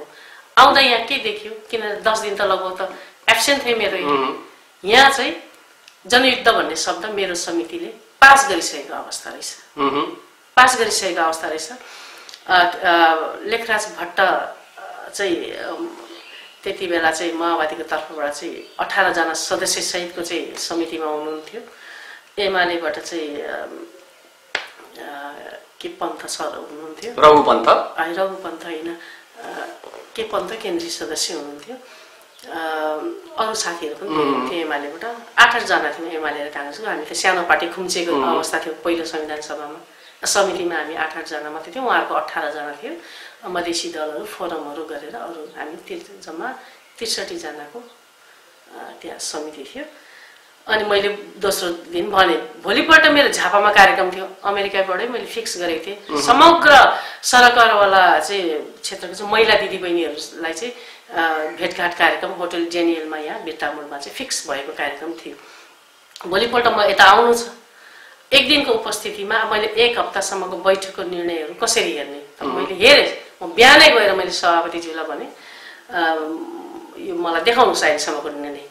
हेरिसकेपछि त्यहाँ एउटा शब्द मैले पाएँ, जनयुद्ध चाहिँ जनताको जनयुद्ध भनेर चाहिँ स्वीकारेको अवस्थाहरू रहेछ। त्यसलाई त मैले मान्ने कुरा आयो त। त्यो जनयुद्धको छिटाले त्यो द्वन्द्वको छिटाले त मलाई पनि पोलेको थियो हैन। हजारौं नागरिकहरूको ज्यान गएको थियो। उहाँहरूलाई न्याय दिने कि नदिने, उहाँहरूको जीवन पो फिर्ता दिन सकिँदैन। उहाँको आत्मालाई चाहिँ शान्तिको चाहिँ काम गर्नु पर्दैन जनप्रतिनिधि भएर। यो त मेरो दायित्व भन्ने मलाई लाग्यो। कहाँबाट आयो त्यो एकदमै आत्माबाट मलाई आयो हैन। भित्रैबाट आइसकेपछि मैले बैठकमा भने धेरै निर्णयहरू राम्रा निर्णयहरू पनि थिए, धेरै जनपक्षी निर्णयहरू थियो। ती सबैलाई स्वीकार गर्दै मैले सभापतिजीलाई मैले प्रश्न राखेँ, सभापतिज्यू यो जनताको जनयुद्ध भन्ने के हो? यसप्रति त म कन्भिन्स छैन नि, मेरो समर्थन छैन यो शब्दप्रति। किनकि मेरो बुझाइमा मेरो आत्माले के भन्छ भने त्यो 10-12 वर्षको चाहिँ द्वन्द्व भनेको त हिंसा थियो। त्यो जनताको युद्ध थिएन भने तपाईले भन्नुभयो। सिधै जनताको युद्ध थिएन, मेरो बुझाइमा त्यो हिंसा थियो। त्यो चाहिँ त्यो द्वन्द्वात्मक हिंसा थियो। त्यो हिंसाले चाहिँ जनताको अधिकार होइन, जनताको चाहिँ जीवधनको चाहिँ नोक्सानी र अकालमा मृत्यु भयो नि त, बाँच्न पाएन नि त। 17,000 जति मान्छे मरेका छन् नि त। त्यसलाई अहिले हामीले स्वीकार गर्ने, जनताका युद्ध थियो भने स्वीकार, म चाहिँ स्वीकार गर्न सक्दिनँ। यो विषय फेरि रिओपन हुनुपर्छ, यो चाहिँ म सहमति गर्नै सक्दिनँ भनिसकेपछि लेखराज माननीयजी त्यति बेला श्रम मन्त्री पनि हुनुहुन्थ्यो। उहाँको चाहिँ सुरक्षासहित सुरक्षा गार्ड चाहिँ उहाँको बाहिरै बस्नुहुन्थ्यो, सेना चाहिँ होइन। भित्र मिटिङमा आउँदा चाहिँ उहाँ हतियार रहितै आउनुहुन्थ्यो। जुरुक्कै उठ्नुभयो, उठेर चाहिँ एकदमै आक्रामक ढङ्गले चाहिँ प्रस्तुति हुनुभयो। मैले उहाँलाई भने, मन्त्रीज्यू बस्नुहोस्, तपाईँ अहिले जङ्गलमा होइन, तपाईँ अहिले 58-59 सालतिर 52 सालतिर होइन, तपाईँ अहिले चाहिँ 65 सालमा हुनुहुन्छ होइन। यो देशको प्रधानमन्त्री चाहिँ कामरेड प्रचण्ड हुनुहुन्छ, अहिले तपाईँ श्रम मन्त्री हुनुहुन्छ। तपाईँ अहिले संविधान निर्माणको एउटा समिति, सम्मानित समितिभित्र हुनुहुन्छ। तपाईँको हैसियत जे समितिभित्र, मेरो हैसियत पनि त्यही हो। म सदस्य हुँ यो समितिको। मैले आफ्नो चाहिँ असहमति राख्न सक्छु नि त। मेरो सहमति छैन, मलाई विचारबाट कन्भिन्स गर्नुहोस्। ल, मलाई विचारबाट कन्भिन्स गर्नुहोस्। मलाई कन्भिन्स गर्नुभयो भने म यसमा ल्याप्चे लाउनु पर्ने कि सही गर्नुपर्ने कि म गर्छु भनिसकेपछि यो मुद्दा लम्बिएर लगभग महिना दिनसम्म पुग्यो। दैनिक घण्टौं मिटिङहरू हुन्थ्यो, छलफलहरू हुन्थ्यो। माओवादीहरू जनयुद्ध लेख्नुपर्छ भन्ने, जनयुद्ध लेख्नुपर्छ। मेरो चाहिँ सशस्त्र हिंसा भन्ने थियो। पछि बिचको बाटो पनि खोज्यो, सशस्त्र द्वन्द्व लेखौँ न त भन्ने बाटो। त्यो हिंसा र जनयुद्धको बिचबाट जाँदा सहमतिको बाटो। सभामुखज्यू अब एकदमै लोयल, फेरि उहाँ चाहिँ यस्तो विवादित ढङ्गले होइन भनेर के अरे सुभाष नेङमाङज्यू सभामुख हुनुहुन्थ्यो, संविधान सभाको अध्यक्ष पनि उहाँकोमा हामी पटक पटक त्यो फाइल ढट्टा लिँदै पनि गयौँ। उहाँले माननीयज्यू तपाईँहरू मिलाएरै आउनुहोस्, अहिलेसम्म त एउटा संविधान निर्माणको विषयमा एउटा विषयमा पनि मतदानको प्रक्रियामा गएको छैन, सर्वसम्मत ढङ्गले लिएर आउनुहोस् भनेर पटक पटक फर्काउने कामहरू पनि भयो। तर ती सारा कुराहरू गर्दाखेरि जब चाहिँ हामी बिचमा एकबद्धता हुन सकेन, सहमति हुन सकेन, हामीले निर्वाचनमा जाने चाहिँ निर्णय गर्यौँ। निर्वाचनमा जाने निर्णय गरिसकेपछि मतदान भयो। उहाँहरूको 18 जना, हामी 8 काङ्ग्रेसको, 8 एमालेको, तत्कालीन एमालेको र फोरम मधेसवादी दल रापापा। त्यति बेला त रापापा नेपालको पनि राम्रै उपस्थिति थियो। सबैको 1 जना फोरमको माननीयज्यू उहाँले चाहिँ तटस्थ मत राख्नुभयो। 22 मत लगभग यता सशस्त्र द्वन्द्वको पक्षमा, जनयुद्धको पक्षमा। उहाँहरूको त्यही बेलामा त्यो मतदान हुने बेलामै 4 जना चाहिँ माननीय सांसदहरू चाहिँ जिल्ला जानुभएको रहेछ होइन, जिल्ला जानुभएको रहेछ। उहाँहरूको 18 मा 14 मा आयो, 14 मा आयो, हामी 22 मा। तपाईहरुले सशस्त्र द्वन्द्व भन्ने कुरो लेखाउनु भयो। यो चाहिँ ऐतिहासिक हो। नेपालको संविधानमा जनयुद्ध भन्ने शब्द छैन। अनि पछि यो समिति यो सबै कामहरू सकिसकेपछि प्रतिवेदन त संविधान सभामा बुझाउनु पर्ने जुन त्यो सिस्टम थियो, अनि प्रतिवेदन बुझाइसकेपछि प्रत्येक दलको चाहिँ माननीय सदस्यहरू जो चाहिँ प्रमुख हुनुहुन्छ समितिभित्र, उहाँहरूले चाहिँ 17-17 मिनेट चाहिँ पहिलो दिन चाहिँ बोल्नु पाउने 1 हप्तासम्म छलफल हुन्थ्यो नि त फुल हाउसमा संविधान सभाभित्र बोल्न त्यस्तो नियम थियो। अब हाम्रो समितिमा चाहिँ नेतृत्व अर्जुन जोशी दाई हुनुहुन्थ्यो हैन, उहाँ केन्द्रीय सदस्य पनि, अरू चाहिँ सबै हामी नै थियौँ हैन। अनि उहाँकै बोल्ने नामहरू चाहिँ सिफारिस गरियो। पछि राति मलाई अर्जुन दाईले पनि यो हेर्नुभयो भने उहाँले बुझ्नुहुन्छ हैन, म एकदम सम्मान गर्छु उहाँलाई। उहाँले के भन्नुभयो, राति मलाई फोन गर्नुभयो, हैन उषाजी बहिनी तपाईले नै भोलिको उसमा बोल्नुहोस्, पहिलो बैठकमा यो प्रतिवेदनको विषयमा चाहिँ छलफलमा तपाईले भाग लिनुहोस् भनेर भन्नुभयो। अनि किन दाइ तपाईँ नेतृत्व हो, तपाईँ बोल्नुहोस्, म 1.5 सेकेन्डमा पर्सि म बोलिहाल्छु, मैले पनि 8-10 मिनट समय पाइहाल्छु, तपाईँ नेतृत्व हो, तपाईँले बोल्नुहोस् भन्दा उहाँले मान्नै भएन। उहाँले के भन्नुभयो भने यो प्रतिवेदनको शब्द शब्दमा बुदा बुदामा तिम्रो आत्मा छ, तिमीले मेहनत गरेको छौ, तिमीले जनयुद्धकै सशस्त्र द्वन्द्व भन्ने विषयमा पनि 1 महिनासम्म बहसमा ल्याएर सबैलाई सहमतिमा ल्याएर आफ्नो पक्षमा ल्याएर पहिलो मतदानमा यो चाहिँ संविधान सभाकै पहिलो विषयको मतदानमा विजय प्राप्त गरेको अवस्था छ। अब मैले भोलिको पहिलो बैठकमा मैले बोले भने तिमीप्रति अन्याय हुन्छ उहाँले भन्नुभयो। उहाँलाई कति मैले रिक्वेस्ट गरेँ, मान्नु उहाँको महानता हो त्यो विषय। भोलिपल्ट 17 मिनटको जुन संविधान सभाको छलफलमा चाहिँ मेरो नाम आयो। डाक्टर बाबुराम भट्टराई त्यति बेला त त्यही पार्टीमा हुनुहुन्थ्यो, ठुल्ठुला नेताहरू सबै उहाँहरूको पनि निर्वाचितै हुनुहुन्थ्यो, प्रचण्ड लगायतको नेताहरू, प्रधानमन्त्री नै हुन्थ्यो प्रचण्डज्यू, अगाडिको रोलमा हुनुहुन्थ्यो। मैले विचार राखेँ प्रतिवेदनमा आधारित भएर त्यहाँ के विषयहरू छ समग्रमा चाहिँ समराइज गर्ने हिसाबले राखेँ। यो जनयुद्धको विषय पनि मैले राखेँ। राख्दाखेरि मैले अन्तमा मैले के भने, मैले पनि कति छिटो त्यो 17 मिनट बित्यो, मलाई पनि त्यो समयको ख्यालै भने पिन ड्रपको अवस्था थियो, सबै सुनसान। त्यति बेला त संविधान सभाको प्रतिवेदन छलफल हुँदा पुरै टनाटन हुन्थ्यो, हलभरि नै हुन्थ्यो र विदेशी कूटनीतिक नियोगहरू यो चाहिँ सचिवहरूको चाहिँ सबै उपस्थिति हुन्थ्यो हैन। अनि मैले अन्तमा भने जुन चिज फिर्ता गर्न सकिँदैन त्यो चिज लिने अधिकार कुनै न पार्टीलाई छ, न जातीय संगठनलाई छ, न सामाजिक संगठनलाई छ, कसैलाई पनि छैन। त्यो भनेको नि जनताले बाँच्नु पाउने अधिकार। त्यो त के अरे जन्म त प्राकृतिक भएको हुन्छ नि त, उसले मृत्यु पनि प्राकृतिक ढङ्गले गर्नु पाउनुपर्छ। कुनै विषयमा विमति, विचारमा विमति हुने बित्तिकै, भनेको नमान्ने बित्तिकै, चन्दा नदिएकै नाममा, सुराकीको नाममा हजारौं हजार चाहिँ नागरिकहरू, माओवादीको पनि त मरे नि त, नागरिक होइन र, उनीहरूको जीवन होइन र, पुलिस, आर्मी, नेता जनता, शिक्षक, कर्मचारी, नेपाली जनता मरे। उहाँहरूको जीवन त हामी फिर्ता दिन सक्दैनौँ। तर संविधान सभाले आज यस्तो निर्णय गर्यो समितिले मतदानबाट कि त्यसले उहाँहरूको आत्मालाई शान्ति दिन्छ। तपाईको तर्क दोहोऱ्यायो, आत्मालाई शान्ति दिन्छ। म चाहिँ बेरोजु फर्सटको सभापति पनि भएको हुनाले देशको अर्थतन्त्र पनि कसरी चलेको रहेछ भन्ने कुरा केही अनुभव गर्ने मौका त्यो बेला मैले पाइसकेको थिएँ। मैले भने विकास निर्माण 50 वर्ष धक्कलियो, देशको स्रोत साधारण खर्च पनि धान्न नसक्ने अहिलेको अवस्था पनि त्यही हो।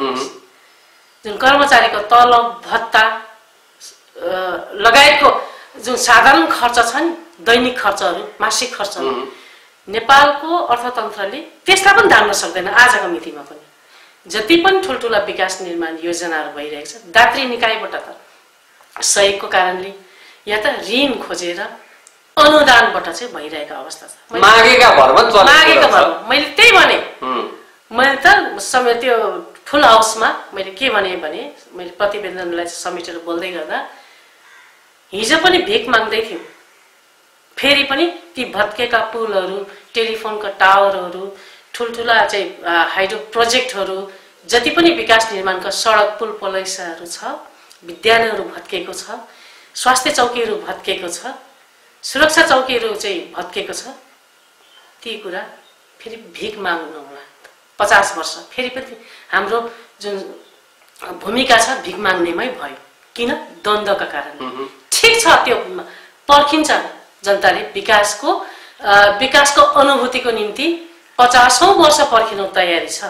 तर अब कुनै पनि बात र कुनै पनि नाम र कुनै पनि विचारको नाममा चाहिँ मान्छे मारिनु भएन भनेर चाहिँ मैले त्यो गरेँ। त्यो बोलिसकेपछि रोस्टमबाट ओर्लेपछि धेरै तत्कालीन एमालेको सांसदज्यूहरूले चाहिँ मलाई एकदमै उठेर हात मिलाउनु भयो। किनभने उहाँहरूले पनि त्यस्तै बोल्दिने मान्छे खोजिराख्नु भइरहेको थियो, उहाँहरूले त बोल्ने हिम्मत गर्नु भएन होला हैन। आफ्ना पार्टीका नेतृत्व त हो राम्रो विचार भनि नै हाल्नुभयो। एमालेको चाहिँ कम्युनिस्टहरूको बुझाइमा चाहिँ कांग्रेस भनेको चाहिँ विचार शून्य, यसले विचारै राख्नु सक्दैन भन्ने त्यो एउटा मानसिकता पनि छ नि।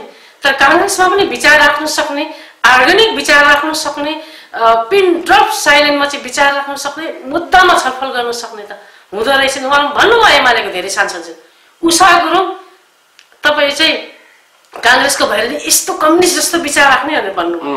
तपाईँहरूको बुझाइमा गलत हो, कांग्रेसले विचार राख्छ, कांग्रेसले विचारबाटै परिवर्तन गर्नुपर्छ भनेर चाहिँ 70 वर्षदेखि आन्दोलन क्रान्ति गरेर आएको पार्टी हो। हत्यारहित विचारबाट चाहिँ समाजलाई परिवर्तन गर्न सक्छ र यो चाहिँ त्यो अहिंसात्मक आन्दोलनको चाहिँ अंगीकार गरेर आएको पार्टी हो। कसरी उषा गुरुङले मात्रै विचार राख्न सक्छ भन्नुभयो भनेर भने पछि थीमेटिक कमिटीहरुमा अहिले चाहिँ बैठकसम्मको सांसदज्यूहरू हाम्रो समितिमा हुनुहुन्थ्यो हैन। यो विषयगत समितिहरुमा, लेखा समितिमा विशेष गरी चाहिँ त्यहाँ चाहिँ भ्रष्टाचारको मुद्दाहरुमा त्यतिबेला तत्कालीन अवस्थामा चाहिँ जस्तै रविन्द्र अधिकारी चाहिँ हेलिकप्टर क्रासमा चाहिँ निधन भयो हैन। उहाँ पनि पहिलो कार्यक्रममा हामी लेखा समितिमै थियौं। धनराज गुरुङ, म भए, रविन्द्र अधिकारी लगायतको सांसदहरु हामी त्यहाँ थियौं। हामीले चाहिँ यो अन्तिम बैठकमा पनि यो संसद भङ्ग हुनुको लेखा समितिको अन्तिम बैठकमा पनि एउटा निर्णय हेर्नु होला तपाई पत्रकार मित्रहरूले, त्यहाँ एउटा भारतीय कम्पनीलाई चाहिँ कालो सूचीमा राखेको निर्णय छ है तत्कालीन समितिमा। अन्तिम निर्णय पनि त्यसको प्रस्तावक म हो। मलमा चाहिँ कम ओजन कम गुणस्तरीय मलहरु हामीले वीरगञ्जमा लगायतको त्यसमा चाहिँ त्यो चाहिँ त्यति बेला पकडेको अवस्था थियो। त्यो ठुलो इस्यु थियो। ठीक छ, हामी कार्यक्रमको अन्त्यमा आयौं। फेरिका एपिसोडहरुमा हामी तपाईसँग फेरि कुराकानी गर्नेछौं र अन्त्यमा यो कोभिड-19 ले अहिले कोरोना भाइरसको जुन संक्रमणले विश्व नै एउटा महामारीको अवस्थामा आइरहेका बेलामा तपाई एउटा जिम्मेवार राजनीतिक दलको एकजना नेत्री भएको, तपाई संविधान सभा सदस्य भएको, एकजना सामाजिक अगुवा भएको हिसाबले आम नागरिकमा के सूचना अथवा के सन्देश दिन चाहनुहुन्छ? अहिले सबैभन्दा अब यसको भ्याक्सिन बनिसकेको छैन, यसको औषधि, यसको कोभिड-19 लाई कुन औषधिले कुन इन्जेक्सनले निदान गर्छ भन्ने त्यो नभइसकेको अवस्थामा तपाई हामी सुरक्षित रहने, एकदम सोशल डिस्टेन्स, सामाजिक डिस्टेन्स भन्छ नि, सामाजिक दूरी कायम गर्दै घरभित्रै बस्ने र सरसफाइमा ध्यान दिने, अलिकति पोसिलो चीजहरू खाने र वृद्धहरूलाई, बच्चाहरूलाई चाहिँ एकदमै उहाँ किनभने जुन यो आत्मबल कमजोर हुन्छ नि त त्यो उमेरमा, बच्चाको अवस्थामा, वृद्धको अवस्थामा, उहाँहरूलाई चाहिँ एकदमै त्यो विषयमा चाहिँ ध्यान दिने, खानपिनमा, सरसफाइमा ध्यान दिने र विशेष गरी म एउटा चाहिँ राजनीतिक कार्यकर्ता पनि भएको हुनाले सरकारको जुन ताण्डव नृत्य छ नि, जनतालाई घरमा थुनेर लकडाउनको नाममा, लकडाउन त आवश्यकता हो, यसको म विरोध गर्दिन है। जनता घरमा बसेको बेलामा सरकार को प्रधानमन्त्री हुने, को के हुने भन्ने जुन एउटा चाहिँ ताण्डव देखिँदैछ नि, यसले चाहिँ जनतालाई ठुलो पीडा दिएको छ हैन। अहिले तपाईहरुको चाहिँ घर झगडा गर्ने बेला हो, तपाईहरुले चाँडोभन्दा चाँडो परीक्षणको दायरा बढाउने, जनता सरकार त आम जनताको अभिभावक पनि हो नि, तुच्छ बोल्ने। हिजो मात्रै अर्थमन्त्रीज्यूले राहत चाहिने भने कर तिर्न तयार हुनुहोस्, कर धेरै तिर्न तयार हुनुहोस् भने एकदम पोल्ने क्या, मुटुमै पोल्ने। जो अहिले चाहिँ हजारौं लाखौं मजदुरहरू चाहिँ कामबिन भएको अवस्था छ, खाना दुई छाक खाना पाइरहेको अवस्था छ। विदेशमा हेर्नुहोस्, देश फर्किन चाहन्छौँ भनिरहेछ, भारतमै हेर्नुहोस् हजारौं मजदुरहरू चाहिँ घर मात्रै फर्किनु, नेपाल आफ्नो मातृभूमि मात्रै फर्किनु पाए पनि, मर्न परे पनि परिवारको साथमै मर्न पाए, आफ्नै देशमा मर्न पाए हुन्थ्यो। किनभने कोभिड-19 कोरोना भाइरस लागिसकेपछि हेर्नुहोस् त, उसको मृत्यु पछिको चाहिँ सांस्कृतिक संस्कारमा चाहिँ छुन पाउँदैन, छुन पनि पाउँदैन, मलामी जान पनि सक्दैन। त्यो हस्पिटलले नै लासहरू दफन गरिरहेको, जलाइरहेको अवस्थाहरू छ। यो त एकदमै डरलाग्दो अवस्था हो नि त।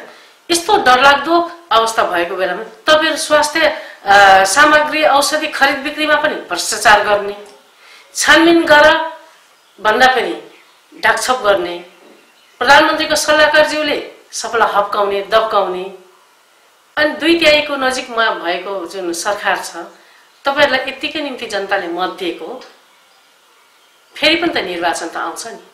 त्यसकारण मेरो विनम्रता छ सर, आम समुदायलाई भगवान भरोसा हैन, आफ्नै भरोसामा बस्नुस्। सरकारको जुन कोभिड-19 भाइरस पछिको लकडाउन पछिको जुन अवस्था छ, त्यो भन्दा अगाडिको पनि धेरै भ्रष्टाचारको मुद्दाहरू छँदैनछ। त्यस छानबिनको र छलफलको विषय हुन्छ। यो अहिले लकडाउनको कारणले मात्रै जनता पनि चुप्प लागेर घरमा बस्न बाध्य हो र यो बन्दबन्दीको अवस्था खुलिसकेपछि हेर्नुस् ज्वरो भाटा आउन सक्छ। के का निम्ति भन्दा सरकारले जुन भूमिका निर्वाह गर्नु पर्थ्यो त्यो निर्वाह गर्न सकेन भन्ने तपाईको कुरा हो। 1% पनि सकेन है, यो चाहिँ डिलिट नगरिकन राख्दिनु होला। 1% पनि सकेन, सकेको रहेछ भने त्यसको जस्टिफाई म सुन्न चाहन्छु। यो त एकदमै डरलाग्दो अवस्थामा तपाईहरु त राजनीतिक खेलमा लागिराख्नु भएछ। आफ्नो पार्टी भित्रको कुन गुट बलियो, सांसद अपहरणकै घटना आइसकेन। सरकारले त सुरक्षा दिने हो नि, जनता लकडाउनमा घरमा बस्ने, आफ्नो सांसद र पूर्व आइजिपीलाई चाहिँ अपहरण गर्न पठाउने, विपक्षीको आरोप आइराखिरहेछ अहिले। होइन, विपक्षीको आरोप यो त प्रत्यक्ष देखे। स्वयं उहाँले महेश बस्ने त स्वीकार्नु भएन, पूर्व आइजिपीले स्वीकार्नु भएन, हामी गएको हो, उहाँ आउन चाहिरहेको हो, राम्ररी आएको हो भन्नु। राम्ररी आएको भने लकडाउन थियो नि त, कानुनको उल्लङ्घन गर्नु भएन। उहाँले स्वयं स्वीकार्नु भएको छ नि, घरमा नै गएर लिएर आएको प्रधानमन्त्रीलाई भेटाउनु। के जरुरी भयो त्यति बेला भेटाउनु पर्ने? त उहाँले लकडाउन खुलिसकेपछि नि त भेटघाट त हुन सक्थ्यो नि। सांसदको प्रधानमन्त्रीसँग भेटघाट हुनु कुन नयाँ कुरा हो र? दैनिक घण्टौँ पनि हुन सक्छ, विभिन्न विषयमा चाहिँ छलफल मिटिङ वार्ता हुन सक्छ नि। तर लकडाउनकै बेलामा आफ्नै सरकारले लगाएको कानुनलाई, नियमलाई उल्लङ्घन गर्दै उहाँहरू आउनुभयो, गाडी लिएर आउनुभयो। कि जनता चाहिँ त्यो बेलामा 15 दिन 20 दिनसम्म पेटमा बच्चा भए गर्भवती महिला बच्चाहरू बोकेर बाटोमा चाहिने चिउरा अथवा लुगा फाटा बोकेर चाहिँ पानी चट्याङलाई पनि छिचोल्दै सडकमा हिँडिरहेको थियो नि त। उहाँहरूलाई गाडी लिएर सांसदलाई लिन आउनुपर्ने कारण के थियो? यो कारणको जवाबको प्रतीक्षामा चाहिँ जनता छ। भोलिको दिनमा देखिएला पक्कै पनि हुन्छ, किनभने यो चाहिँ न्यायपूर्ण ढङ्गले चाहिँ यो न्याय हराएको यो चाहिँ एउटा चाहिँ यो पनि हुनसक्छ क्या। कस्तो भन्दाखेरि यो एउटा मुद्दा पनि बनिन सक्छ भोलिको दिनमा कि सरकार, प्रधानमन्त्री आफै यो खालको गतिविधिमा यदि यो घटना सत्य हो भने यो देशकै इज्जत प्रतिष्ठा कहाँ जान्छ? यो अन्तर्राष्ट्रिय लज्जाको विषय होइन। त्यसकारणले मेरो विनम्र अनुरोध, चाँडोभन्दा चाँडो यो जुन परीक्षणको दायरा बढाइयोस्। अहिलेसम्ममा परीक्षणको दायरै बढेको छैन। 3 अरब खर्च भइसक्यो भनेर हिसाब हिजो देखाउँदै हुनु त अर्थमन्त्रीले। 3 अरब कहाँ खर्च भयो? किट पाएको छैन, पर्याप्त मात्रामा चाहिँ परीक्षणहरू भएको छैन, कहाँ खर्च भयो त? त्यो त खोजीको विषय रहन्छ नि त। हुन्छ, हाम्रो कार्यक्रममा आएर आफ्नो महत्त्वपूर्ण विचार राखिदिनु भएकोमा तपाईलाई फेरि पनि धेरै धेरै धन्यवाद। हजुर, मलाई पनि यो यस्तो महामारीको बेलामा आफ्नो विचार राख्ने अवसर दिनुभयो, यहाँलाई हार्दिक धन्यवाद दिन चाहन्छु। एउटा चाहिँ सडकको चाहिँ फेसबुकमा देखेको थिएँ, एकजना मान्य सांसदज्यूले राख्नु भएको थियो। यो चन्द्रगढीदेखिको चाहिँ माथि जर्सी उसमा इलामसम्मको बाटो चाहिँ यसरी पर्यो है भने त्यो त हाम्रो पालामा पनि हामीले त्यो त नागरिकले विकास त राज्यबाट पाउनु पर्छ नि, त्यो कसैले दिएको अथवा कसैले भनिदिएको भरमा आउने त कुरा होइन नि त। हजुर, सांसदको भूमिका पनि रहन्छ, तर कतिपय चाहिँ क्रमागत योजनाहरू पनि हुन्छ होइन। त्यो त हामीलाई प्रष्ट थाहा छ नि। म त लेखा समितिमा 2 कार्यकाल बसेर आएको हो। विकास निर्माणको चाहिँ प्रक्रियाहरू र क्रमागत बजेटहरूको बारेमा त म केही कुरा मलाई त अनुभव छ नि त। मलाई त्यो चाहिँ अचम्मै लाग्छ कि उहाँलाई अलिक अनुभवको कमले पनि हो कि कतिपय होइन प्रतिस्पर्धा उछिन्ला कि अब योजना आइसकेको छैन रातो किताबमा मैले लगाएको मैले त्यो त म आफू चाहिँ पदीय जिम्मेवारी भएको बेलामा नि होइन। त्यो त एउटा कुरा नि, जस्तो सांसदहरूलाई जनप्रतिनिधिहरूलाई त्यो जिम्मेवारी पुरा गर्नलाई नै जनताले चाहिँ त्यो निर्वाचित गरेर पठाएको भनेपछि त अर्को त्यो अनौठो काम त केही पनि होइन होला नि त। जे काम गर्न भनेर पठाएको त्यो काम त स्वाभाविक एउटा शिक्षकले पढाउनै पर्छ। अब यहाँ के छ भन्दाखेरि मलाई लागेको चाहिँ योजनाको लागि जसले दौडधुप गरेको हुन्छ, अब सांसदले मात्रै होइन पार्टी सङ्गठनको नेतृत्वहरू पनि लागिराख्नु भएको हुन्छ, स्थानीय तहबाट, जिल्ला तहबाट, केन्द्रीय तहबाट पनि होइन। तर कतिपयको मानसिकता चाहिँ पार्टीहरूको चाहिँ के देखियो त भन्दाखेरि एउटाले योजनाको लागि यति धेरै मेहनत गरेको हुन्छ, बल्ल बल्ल बल्ल योजना आएको हुन्छ, जो चाहिँ प्रचार पनि चाहँदैन किनभने गरिरहेको छ नि त इमान्दारीपूर्वक, तर अरूले प्रचार गरिसकेको हुन्छ है। गाउँमा उपभोक्ता समिति गठन गरी यति हतारो हुन्छ। त्यो हतारो त जनताको उपभोक्ता समिति पनि अब त राजनीतिक हिसाब किताबले पनि हुन्छ भन्ने पनि एउटा गुनासो छ है। अब यसलाई चाहिँ अब वास्तवमा हामीले राजनीति गर्ने मान्छेहरूले चाहिँ इमान्दारीपूर्वक मम भन्नुपर्ने जरुरी छ। प्रतिस्पर्धा विकासमा हुनैपर्छ, नभए त जनताले चाहिँ विकास पाउँदैन नि त, प्राप्त गर्न सक्दैन। प्रतिस्पर्धा विकासमा हुनुपर्छ, तर अरूले ल्याएको योजनामा चाहिँ अपहरण गर्नु भएन कि त्यो खालको चाहिँ धेरै देखिएको छ। जस्तै मेरै कार्यकालमा पनि जस्तै यहाँको बस पार्क हेर्नुहोस्, यो बस पार्क व्यवस्थित भएको छ। त्यो अरू कसैले यहाँ चाहिँ मेरो योजना नभने चाहिँ किन त्यो उषा गुरुङले गरेको मैले आज तपाईँको टेलिभिजन लोकप्रिय टेलिभिजनबाट अनलाइन उसबाट भनिरहेको छु। बस पार्क, खानेपानीको स्मल टाउन प्रोजेक्ट, साना सहरी प्रोजेक्ट, अनि यो जुन बस पार्क यो 2टा प्रोजेक्ट चाहिँ लगभग 1 अरब 5 करोडको एकै पटकमा निर्णय गरेर आएको 2टा योजना, जसको पहल तपाईले गर्नुभएको थियो। त्यो बापत चाहिँ त्यो योजना अन्तर्गत के भयो त भन्दा समग्र मेची नगरको चाहिँ पाइपलाइनको कुराहरू भयो, यहाँको चाहिँ सडक बत्तीको विकासको कुराहरू भयो, नगर क्षेत्रको चाहिँ सडक कालोपत्री गर्ने विषयहरू फुल प्याकेजमा यो वर्ल्ड ब्याङ्कको चाहिँ प्रोजेक्ट हो होइन।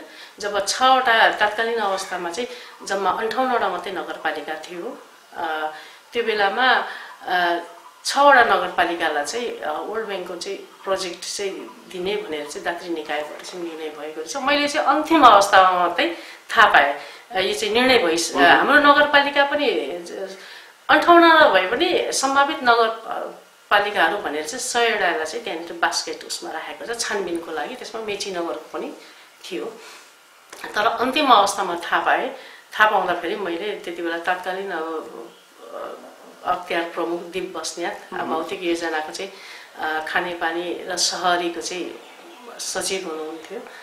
मैले उहाँलाई भने म त यो खानेपानीको स्मल टाउन प्रोजेक्टको लागि गएको थिएँ, मसँग चाहिँ क्षेत्रीय समितिको सभापति खानेपानीको अध्यक्षको टिमै हुनुहुन्थ्यो।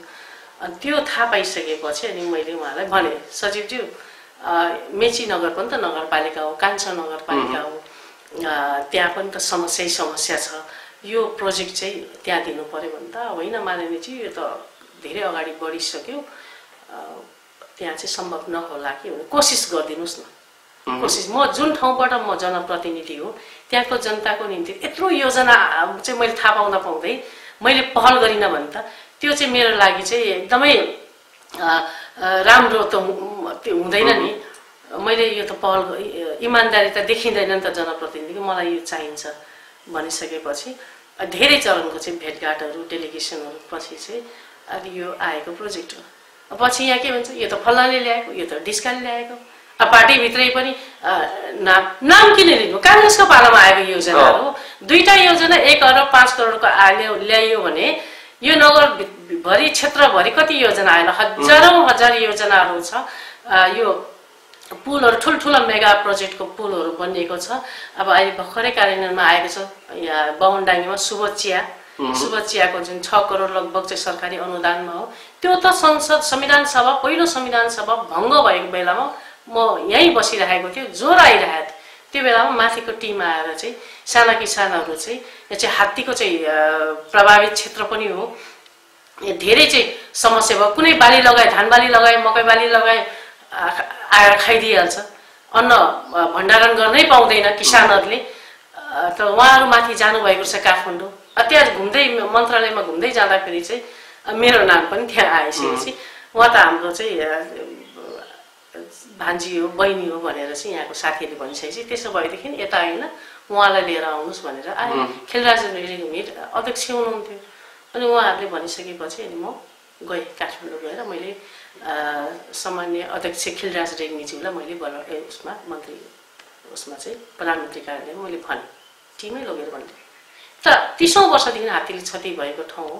त्यहाँको जनताले अन्नबाली त भित्राउनै पाएको छैन। त्यो नभित्राउनु पाएको त कैयौँ वर्षहरू भइसक्यो। मानवीय चाहिँ क्षति त कति भयो, भौतिक क्षतिको त कुरै नगरौँ भनेर चाहिँ त्यो कुरा राखिसकेपछि आएको योजना हो, अहिले कार्यान्वयनमा छ। अब एउटा प्रश्न तपाईलाई, एउटा जिज्ञासा मेरो, तपाईको त्यो लामो अनुभव छ, यहाँका जनप्रतिनिधिहरूलाई पनि थाहा छ, प्रदेश सभाका हुन् या मेची नगरपालिकाका हुन्, तपाईसँग पनि यो विकास निर्माणका कुराहरूका विषयमा कहिलेकाहीँ परामर्श उहाँहरूले गर्नुहुन्छ या त हामी आफै गर्छौँ भन्नुहुन्छ? होइन, बेला बेलामा त बोलाउनुहुन्छ उहाँले सर्वदलीय बैठकहरूमा, होइन बोलाउनुहुन्छ। त्यो बेलामा आफूलाई लागेको विचारहरू राख्ने गरेको छु। अबको तपाईँको राजनीतिक यात्रा के हो भनिदिनुहोस् त। हामी कार्यक्रमको अन्त्यतिर पनि हामी अब तपाईँ कसरी अगाडि बढ्नुहुन्छ? होइन, एउटा जनगुनासो चाहिँ छ है, किनभने तपाईँको जुन सक्रियता थियो नि संविधान सभाबाट तपाईँ फर्किसकेपछि अब उषा गुरुङले चाहिँ आफ्नो काम पुरा गर्नुभयो, त्यसपछि उहाँ चाहिँ अलिक निष्क्रिय नै हुनुभएको हो कि भन्ने एउटा आशंका छ। कतिपय मानिसहरूलाई थाहा नहुन सक्छ तपाईँ काङ्ग्रेसमा महासमिति सदस्य भएर क्रियाशील भइरहेको कुरो होइन, उहाँहरूकै लागि भए पनि भनिदिनुहोस् त। अब तपाईँ के गर्नुहुन्छ? होइन, अब यो म आफ्नो जिल्लामा क्रियाशील छु, जहाँ चाहिँ दुःख बिमारीहरू भएको ठाउँमा, मरिमरो भएको ठाउँमा मेरो त्यहाँ उपस्थिति रहन्छ है। दुःखमा उषा गुरुङ छ, सुखमा त अरू छँदैछन् होइन, त्यो छ। त्यस कारणले मेरो भूमिका, मैले सुरुमा मेरो राजनीतिक यात्रा पनि मैले कुनै पद पाउँछु, पैसा कमाउने भनेर मैले त्यो मानसिकताले म गएकै होइन। आफ्नो तर्फबाट के समाजलाई चाहिँ दिन सकिन्छ, किनभने तत्कालीन रूपमा पनि तपाईँ प्रति तत्कालीन माओवादीको भन्दा केही त्यत्रो आपत्ति हुँदैन। एउटा ठुलो समस्या पनि तपाईँले भोग्दै आउनुभएको थियो नि त काङ्ग्रेस भित्रको। तपाईँ एउटा सक्रिय राजनीतिक कार्यकर्ता भएको बेलामा पनि त्यतिखेरको एउटा विद्रोही समूहले त तपाईँ माथि एक खालको थ्रिटेन गरौँ भन्ने कुरा त सार्वजनिक रूपमै पनि आइरहेको थियो। मलाई चाहिँ हत्याको निर्णय गरेर आएको हो नि त होइन, मलाई चाहिँ मार्न भनेरै आएको हो। 22 जना त हतियार सहितै आएको नि। म त हिम्मतले बाँचेको हो, किनभने जाइ लगिँदैन आइ लाग्यो भने छोडिँदैन। वास्तवमा म आज चाहिँ बाँचेको हिम्मतले हो। पछि चाहिँ पार्टी नेतृत्वहरूले भन्नुभएको थियो तपाईँ जस्तो एउटा चाहिँ लडाकु महिला नेतृत्व हाम्रो कार्यकर्ता तपाईलाई गुमाउन चाहदैनौँ, काठमाडौँ कि त इन्डियामा चाहिँ तपाईलाई हामी सेल्टर गर्छौँ, राख्छौँ। तपाईँ लुक्नु भनौँ पार्टीले चाहिँ त्यो आएको थियो कुरा होइन। मैले चाहिँ भने यत्रो ठुलो घटना त भइसक्यो होइन। लगभग 9 बजीदेखि रातको 9 बजीबाट 1 बजीसम्म चाहिँ यहाँ पुरै मारामारको अवस्था, कुरुक्षेत्रकै मैदान भएको थियो मेरो घर होइन, कुरुक्षेत्रकै मैदान भएको थियो। को मार्ने को मर्ने को बाँच्ने कुनै ठेगानै थिएन। हिम्मतले बाँचिएको हो। सबै छरछिमेकीहरूले सहयोग गरेर, किनभने उनीहरू हतियार छैन, आफू चाहिँ बिना हतियार। तपाईँले यो प्रसङ्ग उठाइहाल्नुभयो कि आखिर तपाईँलाई त्यो बेलाको विद्रोही समूह, त्यो बेलाका माओवादीले तपाईँप्रति त्यत्रो आक्रोश पोख्नुको पछाडिको कारण चाहिँ के थियो? म चाहिँ तरुण दलको केन्द्रीय सदस्य थिएँ त्यो बेलामा, दण्डकालीन अवस्था र भर्खरै मात्रै शान्ति वार्ता समिति चाहिँ गठन भएको अवस्था थियो। उहाँहरूले चाहिँ रकम तोकेरै चन्दा असुलीहरू गरिराख्नु भएको थियो। नेपाली काङ्ग्रेसको केन्द्रीय समितिको एउटा निर्णय सर्कुलर आयो कि शैक्षिक चन्दा मात्रै दिने, कसैलाई पनि शैक्षिक चन्दा है, कसैले रकमै तोकेर जबरजस्ती गर्छ भनेदेखि चाहिँ त्यसमा प्रतिवाद गर्ने भन्ने, त्यसलाई चाहिँ अस्वीकार गर्ने भन्ने निर्णय चाहिँ केन्द्रीय समितिको परिपत्र आएको थियो। म तरुण दलको केन्द्रीय सदस्य, एउटा युवा, तपाईं स्वयं एउटा राजनीति गर्ने मान्छे, तरुण दलको केन्द्रीय सदस्य, मलाई 10 लाख 12 लाख 7 लाखको डिमान्डहरू चाहिँ प्रत्येकचोटि आइरहेको थियो। अनि यही घरमै पनि यो जुन पशुपतिको घटना जहाँ इन्सपेक्टर मारियो त्योभन्दा अगाडि पनि आउनु भएको थियो, 2 जना माओवादी साथीहरू आउनु भएको थियो, हतियारसहित आउनु भएको रहेछ। बिहानै 6 बजी घरमा तपाईँ कोठा कुन हो भन्नुभयो, म त तल्लो तलामै बस्थेँ, यही हो भने त्यहाँ ढोका लगाएर 2 घण्टा वार्ता भएको थियो। 2 घण्टा हतियारसहित, उहाँहरू हतियारसहित हुन्थ्यो, वार्ता भएको थियो। मलाई 7 लाख रुपियाँ माग्नु भएको थियो होइन। अनि मैले चाहिँ भने तपाईँहरू राजनीति गर्ने मान्छे, एउटा महिला मुक्तिको चाहिँ यत्रो नारा दिइराख्नु भएको छ होइन, के अरे उत्पीडनको विरुद्धमा समानताको कुरा, गरिब दुखीको कुरा गर्दै हुनुहुन्छ होइन। यो घर चाहिँ छ, त्यति बेला त त्यो ब्याङ्कहरू नै थिएन। नेपाल बङ्गलादेश फाइनेन्स विराटनगरमा मात्रै एउटा फाइनेन्स चाहिँ ब्याङ्क चाहिँ थियो। मैले चाहिँ त्यहाँबाट लोन लिएको थिएँ, धेरै दुःखले। म त ग्रासरुटबाट आएको, धेरै मेहनत दुःख गरेर। तपाईँको सङ्घर्षको कथा आफ्नै ठाउँमा छ। अनि मैले भने यो घर देखेर चाहिँ हुन्छ, हामी पनि राजनीति गर्छौँ। म क्रियाशील छु, नेपाली काङ्ग्रेस पार्टीमा आबद्ध भएर तरुण दलमा म क्रियाशील छु, महिलामा म क्रियाशील छु। त मैले आफ्नो घरको व्यवहारहरू सबै कुरा भ्याएर मैले समाजलाई पनि टाइम दिइरहेको छु। मैले पनि चन्दा माग्नु पर्ने तपाईँहरूलाई, कुनै पनि पार्टी चन्दै उठाउँदैन भन्ने त होइन, स्वैच्छिक हुन्छ नि त। भन्नुहोस् न, मेरो इच्छाले म 2 लाख दिन्छु, 2 लाख दिन्छु कि 2 करोड दिन्छु कि 1 रुपियाँ दिँदिनँ कि, त्यो त मेरो वैयक्तिक स्वतन्त्रताको कुरा हो नि त। तपाईँले तोकेरै माग्दा मैले कसरी दिने भने 2 घण्टा वार्ता भएको थियो। मैले उहाँहरूलाई सबै कुरा भने, हेर्नुहोस् मेरो त अपाङ्ग एकजना मेरो छोरा एउटा अपाङ्ग हो, म एउटा महिला भएर मैले सारा व्यवहारहरू पनि गर्दै मैले समाजलाई समय दिएको एउटा मान्छे हो। गलत इन्फर्मेसनमा तपाईँहरू आउनुभयो, धेरै ठुलो ऋण छ, मैले लुकाएर ढाँटेर त बाङ्गलादेश फाइनेन्समा बुझ्नु होला उषा गुरुङको कति ऋण छ। तर ऋण हुँदाहुँदै पनि पार्टी सङ्गठनको सहयोगको लागि म दिन्न त मैले भनेको छैन, तर मेरो इच्छाले दिनु पाउनु पर्यो। 10,000 अथवा दिने या नदिने त स्वविवेक हुनु पर्यो, व्यक्तिको स्वविवेकको कुरा हो नि। भनेपछि देखाइदिन्छु भन्दै जानुभएको थियो होइन। पछि चाहिँ 22 जना आउनुभयो, हिम्मतले बाँचेको। पछि वर्षमान पुनले म सांसद पहिलोचोटि भइसकेपछि उहाँले तपाईँले भन्नुभयो होला, मलाई त मार्नै आइरहेको थियो तपाईँको पार्टीका। उहाँले नै भन्नुभयो, उहाँकै कमान्डिङमा रहेछ, उहाँले नै भन्नुभयो। अहिले मन्त्री हुनुहुन्छ होइन, के अरे उहाँको मिसेस चाहिँ सभामुख पनि हुनुभयो अंसारीजी। वर्षमान पुन माननीय उहाँले के भन्नुभयो भने, उषाजी तपाईँलाई धेरै ठुलो चाहिँ हाम्रो पार्टीको तर्फबाट चाहिँ आक्रमण भयो भनेर भन्नुभयो। दुःख व्यक्त गर्नुभयो कि भयो उहाँले भन्नुभयो होइन। मैले भने तपाईँहरू सफल हुनुभयो, म पनि सांसद भएको होइन, पहिलोचोटि सांसद भएको, त्यत्रो आन्दोलनबाट होइन, अब त्यत्रो मर्दै बाँचेर गएको मान्छे पार्टीले त मूल्याङ्कन त गरेको हो। मैले त्यो अनि मैले भने उहाँलाई तपाईँहरू सफल हुनुभयो त भन्दा चुप लाग्नु, तपाईँहरू सफल त हुनु भएन नि, गलत ठाउँमा तपाईँहरूले चाहिँ एट्याक गर्नुभएको थियो भनेपछि उहाँ चुप लाग्नु। पछि चाहिँ हाम्रो राम्रै भयो। र एउटा सन्दर्भ सुन्नुहोस्, अब त्यो अवस्थामा चाहिँ एउटा जिउँदो सहित कै अवस्थामा म पुगेँ होइन। पार्टीले मूल्याङ्कन गरिसकेपछि अब उषा गुरुङ त्यहाँ सुतेर बस्नुहुन्छ त संसदमा, हुँदैन नि त। मलाई त्यो खालको एउटा त्यो द्वन्द्वले यति धेरै हजारौँ मान्छेहरू मारिएका थिए होइन, अकालमा मृत्यु भएको थियो र यति धेरै चाहिँ विकास निर्माणहरू अवरुद्ध भएको थियो। त्यो विषयमा केन्द्रीकृत भएर मैले काम गर्नुपर्छ भन्ने कुरा चाहिँ एकदमै तपाईले त्यो खालको एउटा ऊर्जा पनि आयो, ऊर्जा थियो। र मेरो आमाले होइन, अहिले चाहिँ स्वर्गवास भइसक्यो, आमाले सांसद भएर जाँदै गर्दा भन्नुभएको थियो, तँ के को निम्ति जाँदैछस्, पैसा कमाउनु, गलत तरिकाले पैसा नकमाउनु, पैसा कमाउने हिसाबले होइन, इज्जत कमाउने, जनताको काम गर्ने हिसाबले जानु। तेरो पैसै कमाउने हो भनेदेखि त दिनभरि जुठो भाडा मल्यो भनेदेखि यहाँ 2000 थैलीमा आउने ठाउँ छ तेरो, तर गलत ढङ्गले नगर्नु भनेर आमाको पनि एउटा चाहिँ अमृत बाण चाहिँ थियो मप्रति। अनि पछि चाहिँ अहिले नेपालको संविधानमा हेर्नु होला, यो कुरा कहीँ उजागर हुँदैन। लगभग महिना दिनसम्म त्यो बेलाको चाहिँ बीबीसीदेखि लिएर सबै अनलाइन मिडियाहरूले चाहिँ यहाँहरूलाई पनि जानकारी हुन्छ होला, यो चाहिँ राष्ट्रिय र अन्तर्राष्ट्रिय स्तरमै चर्चामा भएको विषय जनयुद्ध कि सशस्त्र द्वन्द्व भन्ने विषयको मुद्दामा थियो पहिले संविधान सभामा, जुन विषय चाहिँ निर्वाचनबाट चाहिँ मतदानबाट चाहिँ परास्त गरेको हो र संविधान सभाको पहिलो मतदान भएको शब्द या विषय नै जनयुद्ध कि सशस्त्र द्वन्द्व हो। त्यो विषयको उठान गर्ने मान्छे नै मै हो।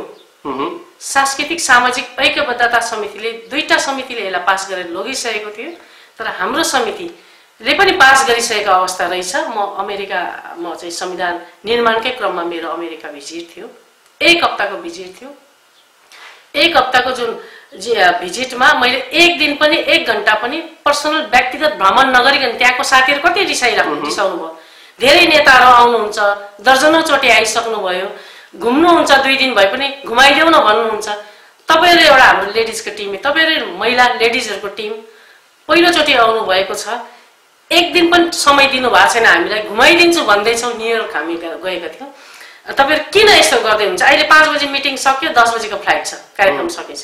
मैले भने उहाँहरुलाई हेर्नुस् हो ठिकै हो, अहिले हाम्रो आवश्यकता त नेपालको संविधान सभा भित्रको समितिहरुमा छ नि त, त्यहाँ त धमाधम निर्णयहरु हुँदैछ। पछि संविधान लेखिसक्यौं, जनताको संविधान, जनताको अपेक्षा पूरा गरेको संविधान लेखिसक्यौं भने हो हाम्रो व्यक्तिगत खर्चले हामी घुम्न आउन सक्दैनौं। त्यो बेलामा बोलाउनुस् है, अहिले नरिसाउनुस् भनेर 5 बजे बैठक सकेको, 10 बजेको फ्लाइट चढेर आएको।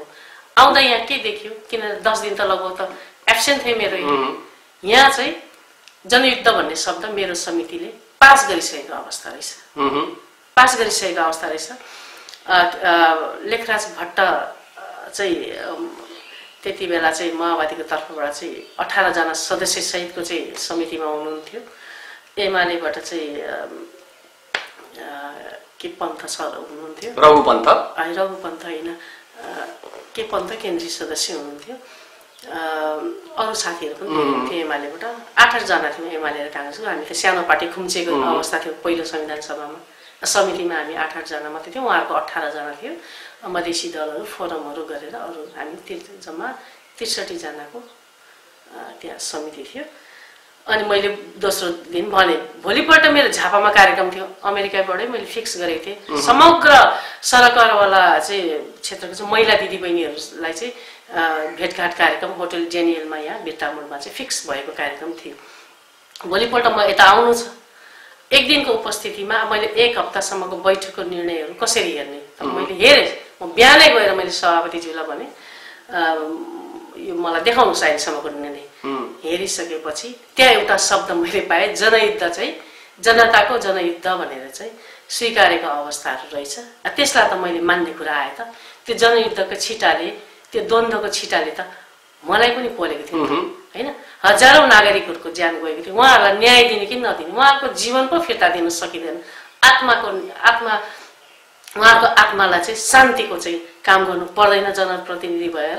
यो त मेरो दायित्व हो भन्ने मलाई लाग्यो। कहाँबाट आयो त्यो एकदमै आत्माबाट मलाई आयो हैन। भित्रैबाट आइसकेपछि मैले बैठकमा भने धेरै निर्णयहरू, राम्रा निर्णयहरू पनि थिए, धेरै जनपक्षी निर्णयहरू थियो। ती सबैलाई स्वीकार गर्दै मैले सभापतिजीलाई मैले प्रश्न राखेँ, सभापतिज्यू यो जनताको जनयुद्ध भन्ने के हो? यसप्रति त म कन्भिन्स छैन नि, मेरो समर्थन छैन यो शब्दप्रति। किनकि मेरो बुझाइमा मेरो आत्माले के भन्छ भने त्यो 10-12 वर्षको चाहिँ द्वन्द्व भनेको त हिंसा थियो। त्यो जनताको युद्ध थिएन भने तपाईले भन्नुभयो। सिधै जनताको युद्ध थिएन, मेरो बुझाइमा त्यो हिंसा थियो। त्यो चाहिँ त्यो द्वन्द्वात्मक हिंसा थियो। त्यो हिंसाले चाहिँ जनताको अधिकार होइन, जनताको चाहिँ जीवधनको चाहिँ नोक्सानी र अकालमा मृत्यु भयो नि त, बाँच्न पाएन नि त। 17,000 जति मान्छे मरेका छन् नि त। त्यसलाई अहिले हामीले स्वीकार गर्ने, जनताका युद्ध थियो भने स्वीकार, म चाहिँ स्वीकार गर्न सक्दिनँ। यो विषय फेरि रिओपन हुनुपर्छ, यो चाहिँ म सहमति गर्नै सक्दिनँ भनिसकेपछि लेखराज माननीयजी त्यति बेला श्रम मन्त्री पनि हुनुहुन्थ्यो। उहाँको चाहिँ सुरक्षासहित सुरक्षा गार्ड चाहिँ उहाँको बाहिरै बस्नुहुन्थ्यो, सेना चाहिँ होइन। भित्र मिटिङमा आउँदा चाहिँ उहाँ हतियार रहितै आउनुहुन्थ्यो। जुरुक्कै उठ्नुभयो, उठेर चाहिँ एकदमै आक्रामक ढङ्गले चाहिँ प्रस्तुति हुनुभयो। मैले उहाँलाई भने, मन्त्रीज्यू बस्नुहोस्, तपाईँ अहिले जङ्गलमा होइन, तपाईँ अहिले 58-59 सालतिर 52 सालतिर होइन, तपाईँ अहिले चाहिँ 65 सालमा हुनुहुन्छ होइन। यो देशको प्रधानमन्त्री चाहिँ कामरेड प्रचण्ड हुनुहुन्छ, अहिले तपाईँ श्रम मन्त्री हुनुहुन्छ, तपाईँ अहिले संविधान निर्माणको एउटा समिति, सम्मानित समितिभित्र हुनुहुन्छ। तपाईँको हैसियत जे समितिभित्र, मेरो हैसियत पनि त्यही हो। म सदस्य हुँ यो समितिको, मैले आफ्नो चाहिँ असहमति राख्न सक्छु नि त, मेरो सहमति छैन, मलाई विचारबाट कन्भिन्स गर्नुहोस्। ल मलाई विचारबाट कन्भिन्स गर्नुहोस्, मलाई कन्भिन्स गर्नुभयो भने म यसमा ल्याक्चे लाउनु पर्ने कि सही गर्नुपर्ने कि म गर्छु भनिसकेपछि यो मुद्दा लम्बिएर लगभग महिना दिनसम्म पुग्यो। दैनिक घण्टौं मिटिङहरू हुन्थ्यो, छलफलहरू हुन्थ्यो। माओवादीहरू जनयुद्धै लेख्नुपर्छ भन्ने, जनयुद्ध लेख्नुपर्छ। मेरो चाहिँ सशस्त्र हिंसा भन्ने थियो, हिंसा भन्ने थियो। पछि बीचको बाटो पनि खोज्यो, सशस्त्र द्वन्द्व लेखौँ न त भन्ने बाटो। त्यो हिंसा र जनयुद्धको बीचबाट जाँदा सहमतिको बाटो। सभामुखज्यू अब एकदमै लोयल, फेरि उहाँ चाहिँ यस्तो विवादित ढङ्गले होइन भनेर के अरे सुभाष नेङमाङजी सभामुख हुनुहुन्थ्यो, संविधान सभाको अध्यक्ष पनि उहाँकोमा हामी पटक पटक त्यो फाइल ढड्डा लिँदै पनि गयौँ। उहाँले माननीयज्यू तपाईँहरू मिलाएरै आउनुहोस्, यो अहिलेसम्म त एउटा संविधान निर्माणको विषयमा एउटा विषयमा पनि मतदानको प्रक्रियामा गएको छैन, सर्वसम्मत ढङ्गले लिएर आउनुहोस् भनेर पटक पटक फर्काउने कामहरू पनि भयो। तर ती सारा कुराहरू गर्दाखेरि जब चाहिँ हामी बिचमा एकबद्धता हुन सकेन, सहमति हुन सकेन, हामीले निर्वाचनमा जाने चाहिँ निर्णय गर्यौँ। निर्वाचनमा जाने निर्णय गरिसकेपछि मतदान भयो। उहाँहरूको 18 जना, हामी 8 काङ्ग्रेसको, 8 एमालेको, तत्कालीन एमालेको र फोरम मधेसवादी दल रापापा, त्यति बेला त रापापा नेपालको पनि राम्रै उपस्थिति थियो सबैको। 1 जना फोरमको माननीयज्यू उहाँले चाहिँ तटस्थ मत राख्नुभयो, 22 मत लगभग यता सशस्त्र द्वन्द्वको पक्षमा, जनयुद्धको पक्षमा। उहाँहरूको त्यही बेलामा त्यो मतदान हुने बेलामै 4 जना चाहिँ माननीय सांसदहरू चाहिँ जिल्ला जानुभएको रहेछ होइन, जिल्ला जानुभएको रहेछ। उहाँहरूको 18 मा 14 मा आयो, 14 मा आयो, हामी 22 मा। तपाईहरुले सशस्त्र द्वन्द्व भन्ने कुरो लेखाउनु भयो। यो चाहिँ ऐतिहासिक हो। नेपालको संविधानमा जनयुद्ध भन्ने शब्द छैन। अनि पछि यो समिति, यो सबै कामहरू सकिसकेपछि प्रतिवेदन त संविधान सभामा बुझाउनु पर्ने जुन त्यो सिस्टम थियो, अनि प्रतिवेदन बुझाइसकेपछि प्रत्येक दलको चाहिँ माननीय सदस्यहरू जो चाहिँ प्रमुख हुनुहुन्छ समितिभित्र, उहाँहरूले चाहिँ 17-17 मिनट चाहिँ पहिलो दिन चाहिँ बोल्नु पाउने। 1 हप्तासम्म छलफल हुन्थ्यो नि त फुल हाउसमा, संविधान सभाभित्र त्यस्तो नियम थियो। अब हाम्रो समितिमा चाहिँ नेतृत्व अर्जुन जोशी दाई हुनुहुन्थ्यो होइन, उहाँ केन्द्रीय सदस्य पनि, अरू चाहिँ सबै हामी नै थियौँ होइन। अनि उहाँकै बोल्ने नामहरू चाहिँ सिफारिस गरियो। पछि राति मलाई अर्जुन दाईले पनि यो हेर्नुभयो भने उहाँले बुझ्नुहुन्छ होइन, म एकदम सम्मान गर्छु उहाँलाई। उहाँले के भन्नुभयो, राति मलाई फोन गर्नुभयो, होइन उषाजी बहिनी तपाईँले नै भोलिको उसमा बोल्नुहोस्, पहिलो बैठकमा यो प्रतिवेदनको विषयमा चाहिँ छलफलमा तपाईँले भाग लिनुहोस् भनेर भन्नुभयो। अनि किन दाइ, तपाईँ नेतृत्व हो, तपाईँ बोल्नुहोस्, म 1.5 सेकेन्डमा पर्सि म बोलिहाल्छु, मैले पनि 8-10 मिनट समय पाइहाल्छु, तपाईँ नेतृत्व हो, तपाईँले बोल्नुहोस् भन्दा उहाँले मान्नै भएन। उहाँले के भन्नुभयो भने यो प्रतिवेदनको शब्द शब्दमा बुदा बुदामा तिम्रो आत्मा छ, तिमीले मेहनत गरेको छौ, तिमीले जनयुद्धकै सशस्त्र द्वन्द्व भन्ने विषयमा पनि 1 महिनासम्म बहसमा ल्याएर सबैलाई सहमतिमा ल्याएर आफ्नो पक्षमा ल्याएर पहिलो मतदानमा यो चाहिँ संविधान सभाकै पहिलो विषयको मतदानमा विजय प्राप्त गरेको अवस्था छ।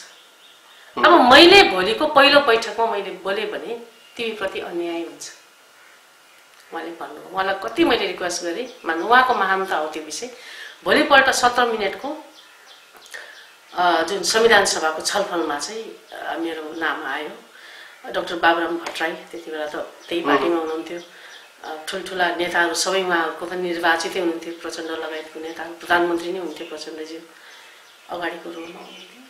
मैले विचार राखेँ, प्रतिवेदनमा आधारित भएर त्यहाँ के विषयहरू छ समग्रमा चाहिँ समराइज गर्ने हिसाबले राखेँ। यो जनयुद्धको विषय पनि मैले राखेँ। राख्दाखेरि मैले अन्तमा मैले के भने, मैले पनि कति छिटो त्यो 17 मिनट बित्यो, मलाई पनि त्यो समयको ख्यालै भने, पिन ड्रपको अवस्था थियो, सबै सुनसान। त्यति बेला त संविधान सभाको प्रतिवेदन छलफल हुँदा पुरै टनाटन हुन्थ्यो, हलभरि नै हुन्थ्यो र विदेशी कूटनीतिक नियोगहरू यो चाहिँ सचिवहरूको चाहिँ सबै उपस्थिति हुन्थ्यो हैन। अनि मैले अन्तमा भने, जुन चिज फिर्ता गर्न सकिँदैन त्यो चिज लिने अधिकार कुनै न पार्टीलाई छ, न जातीय संगठनलाई छ, न सामाजिक संगठनलाई छ, कसैलाई पनि छैन।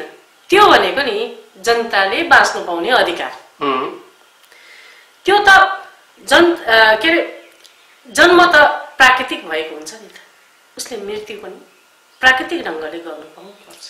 कुनै विषयमा विमति, विचारमा विमति हुने बित्तिकै, भनेको नमान्ने बित्तिकै, चन्दा नदिएकै नाममा, सुराकीको नाममा हजारौं हजार चाहिँ नागरिकहरू, माओवादीको पनि त मरे नि त, नागरिक होइन र? उनीहरूको जीवन होइन र? पुलिस, आर्मी, नेता जनता, शिक्षक, कर्मचारी, नेपाली जनता मरे। उहाँहरूको जीवन त हामी फिर्ता दिन सक्दैनौँ। तर संविधान सभाले आज यस्तो निर्णय गर्यो, समितिले मतदानबाट, कि त्यसले उहाँहरूको आत्मालाई शान्ति दिन्छ। तपाईको तर्क तोरायो, आत्मालाई शान्ति दिन्छ। म चाहिँ बेरोजु फर्सटको सभापति पनि भएको हुनाले देशको अर्थतन्त्र पनि कसरी चलेको रहेछ भन्ने कुरा केही अनुभव गर्ने मौका त्यो बेला मैले पाइसकेको थिएँ।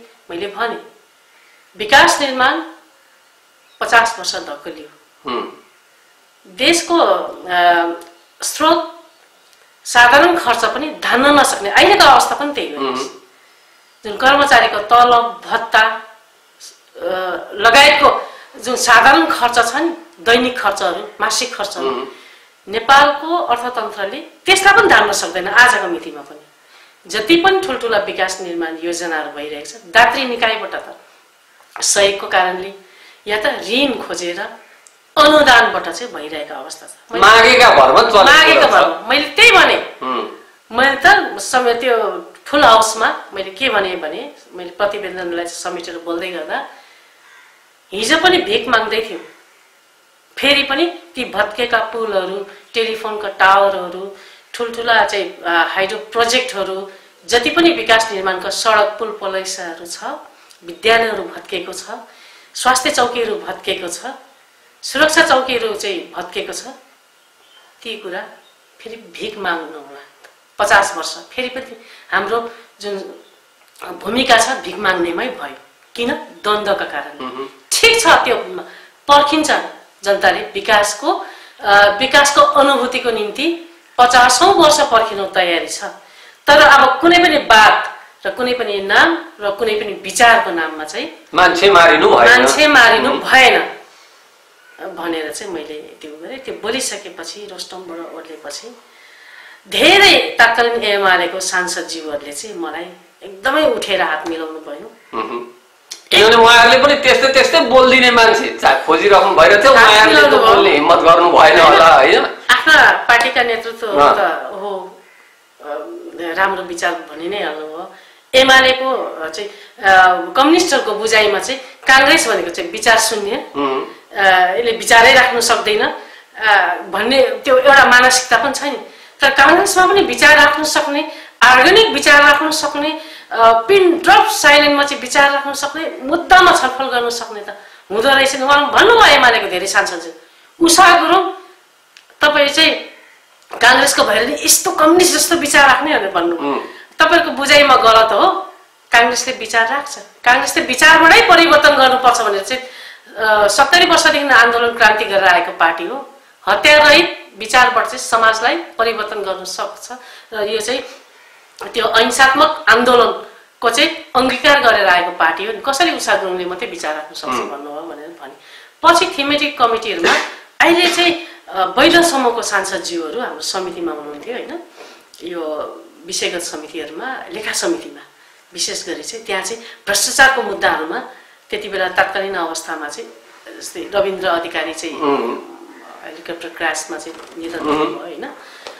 उहाँ पनि पहिलो कार्यकालमा हामी लेखा समितिमै थियौँ। धनराज गुरुङ, म भए, रविन्द्र अधिकारी लगायतको सांसदहरू हामी त्यहाँ थियौँ। हामीले चाहिँ यो अन्तिम बैठकमा पनि यो संसद भङ्ग हुनुको लेखा समितिको अन्तिम बैठकमा पनि एउटा निर्णय हेर्नु होला तपाईँ पत्रकार मित्रहरूले, त्यहाँ एउटा भारतीय कम्पनीलाई चाहिँ कालो सूचीमा राखेको निर्णय छ है तत्कालीन समितिमा। अन्तिम निर्णय पनि त्यसको प्रस्तावक म हो। मल बिउ मलमा चाहिँ कम ओजन कम गुणस्तरीय मलहरू हामीले वीरगन्जमा लगायतको त्यसमा चाहिँ त्यो चाहिँ त्यति बेला पकडेको अवस्था थियो। त्यो ठुलो इस्यु थियो। ठिक छ, हामी कार्यक्रमको अन्त्यमा आयौँ। फेरिका एपिसोडहरूमा हामी तपाईँसँग फेरि कुराकानी गर्नेछौँ। र अन्त्यमा यो कोभिड-19ले अहिले कोरोना भाइरसको जुन सङ्क्रमणले विश्व नै एउटा महामारीको अवस्थामा आइरहेका बेलामा तपाईँ एउटा जिम्मेवार राजनीतिक दलको एकजना नेत्री भएको, तपाईँ संविधान सभा सदस्य भएको, एकजना सामाजिक अगुवा भएको हिसाबले आम नागरिकमा के सूचना अथवा के सन्देश दिन चाहनुहुन्छ?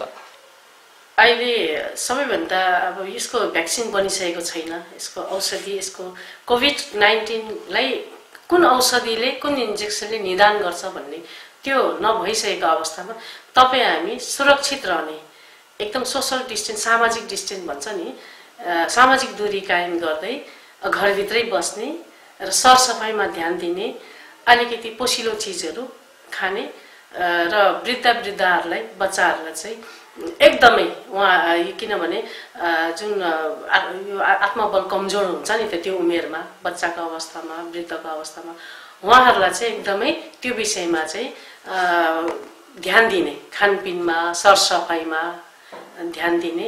र विशेष गरी म एउटा चाहिँ राजनीतिक कार्यकर्ता पनि भएको हुनाले सरकारको जुन ताण्डव नृत्य छ नि, जनतालाई घरमा थुनेर लकडाउनको नाममा, लकडाउन त आवश्यकता हो, यसको म विरोध गर्दिनँ है, जनता घरमा बसेको बेलामा सरकार को प्रधानमन्त्री हुने, को के हुने भन्ने जुन एउटा चाहिँ ताण्डव देखिँदैछ नि, यसले चाहिँ जनतालाई ठुलो पीडा दिएको छ हैन। अहिले तपाईहरुको चाहिँ घर झगडा गर्ने बेला हो, तपाईहरुले चाँडोभन्दा चाँडो परीक्षणको दायरा बढाउने, जनता सरकार त आम जनताको अभिभावक पनि हो नि, तुच्छ बोल्ने। हिजो मात्रै अर्थमन्त्रीज्यूले राहत चाहिने भने कर तिर्न तयार हुनुहोस्, कर धेरै तिर्न तयार हुनुहोस् भने एकदम पोल्ने क्या, मुटुमै पोल्ने।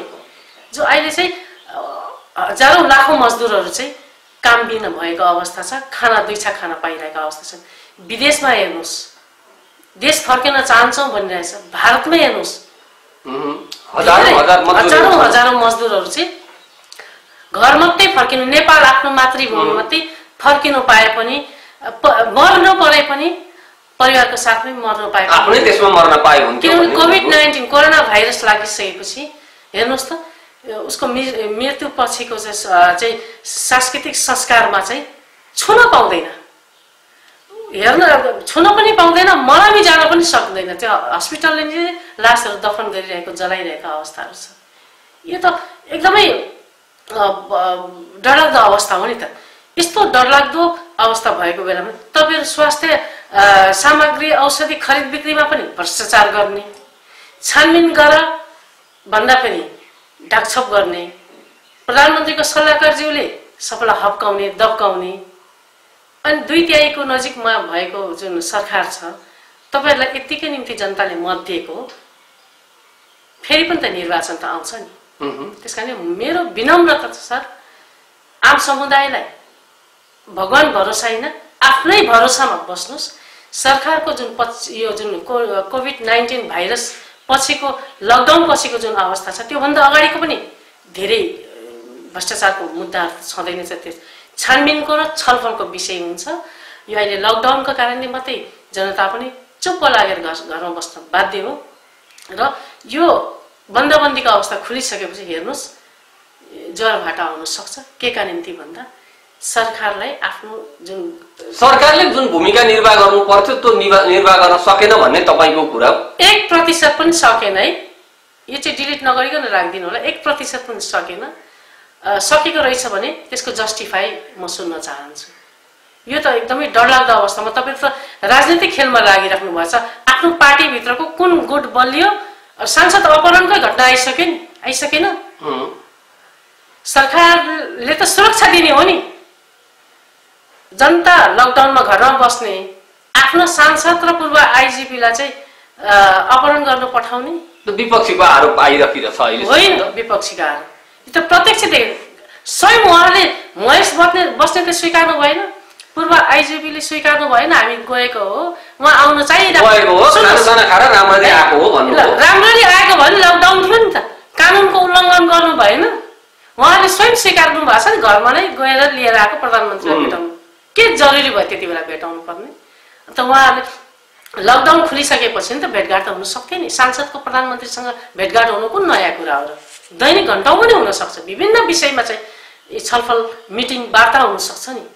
तर लकडाउनकै बेलामा आफ्नै सरकारले लगाएको कानुनलाई, नियमलाई उल्लङ्घन गर्दै उहाँहरू आउनुभयो, गाडी लिएर आउनुभयो कि जनता चाहिँ त्यो बेलामा 15 दिन 20 दिनसम्म पेटमा बच्चा भए गर्भवती महिला के अरे बच्चाहरू बोकेर बाटोमा चाहिने चिउरा अथवा लुगाफाटा बोकेर चाहिँ पानी चट्याङलाई पनि छिचोल्दै सडकमा हिँडिरहेको थियो नि त। उहाँहरूलाई गाडी लिएर सांसदलाई लिन आउनुपर्ने कारण के थियो?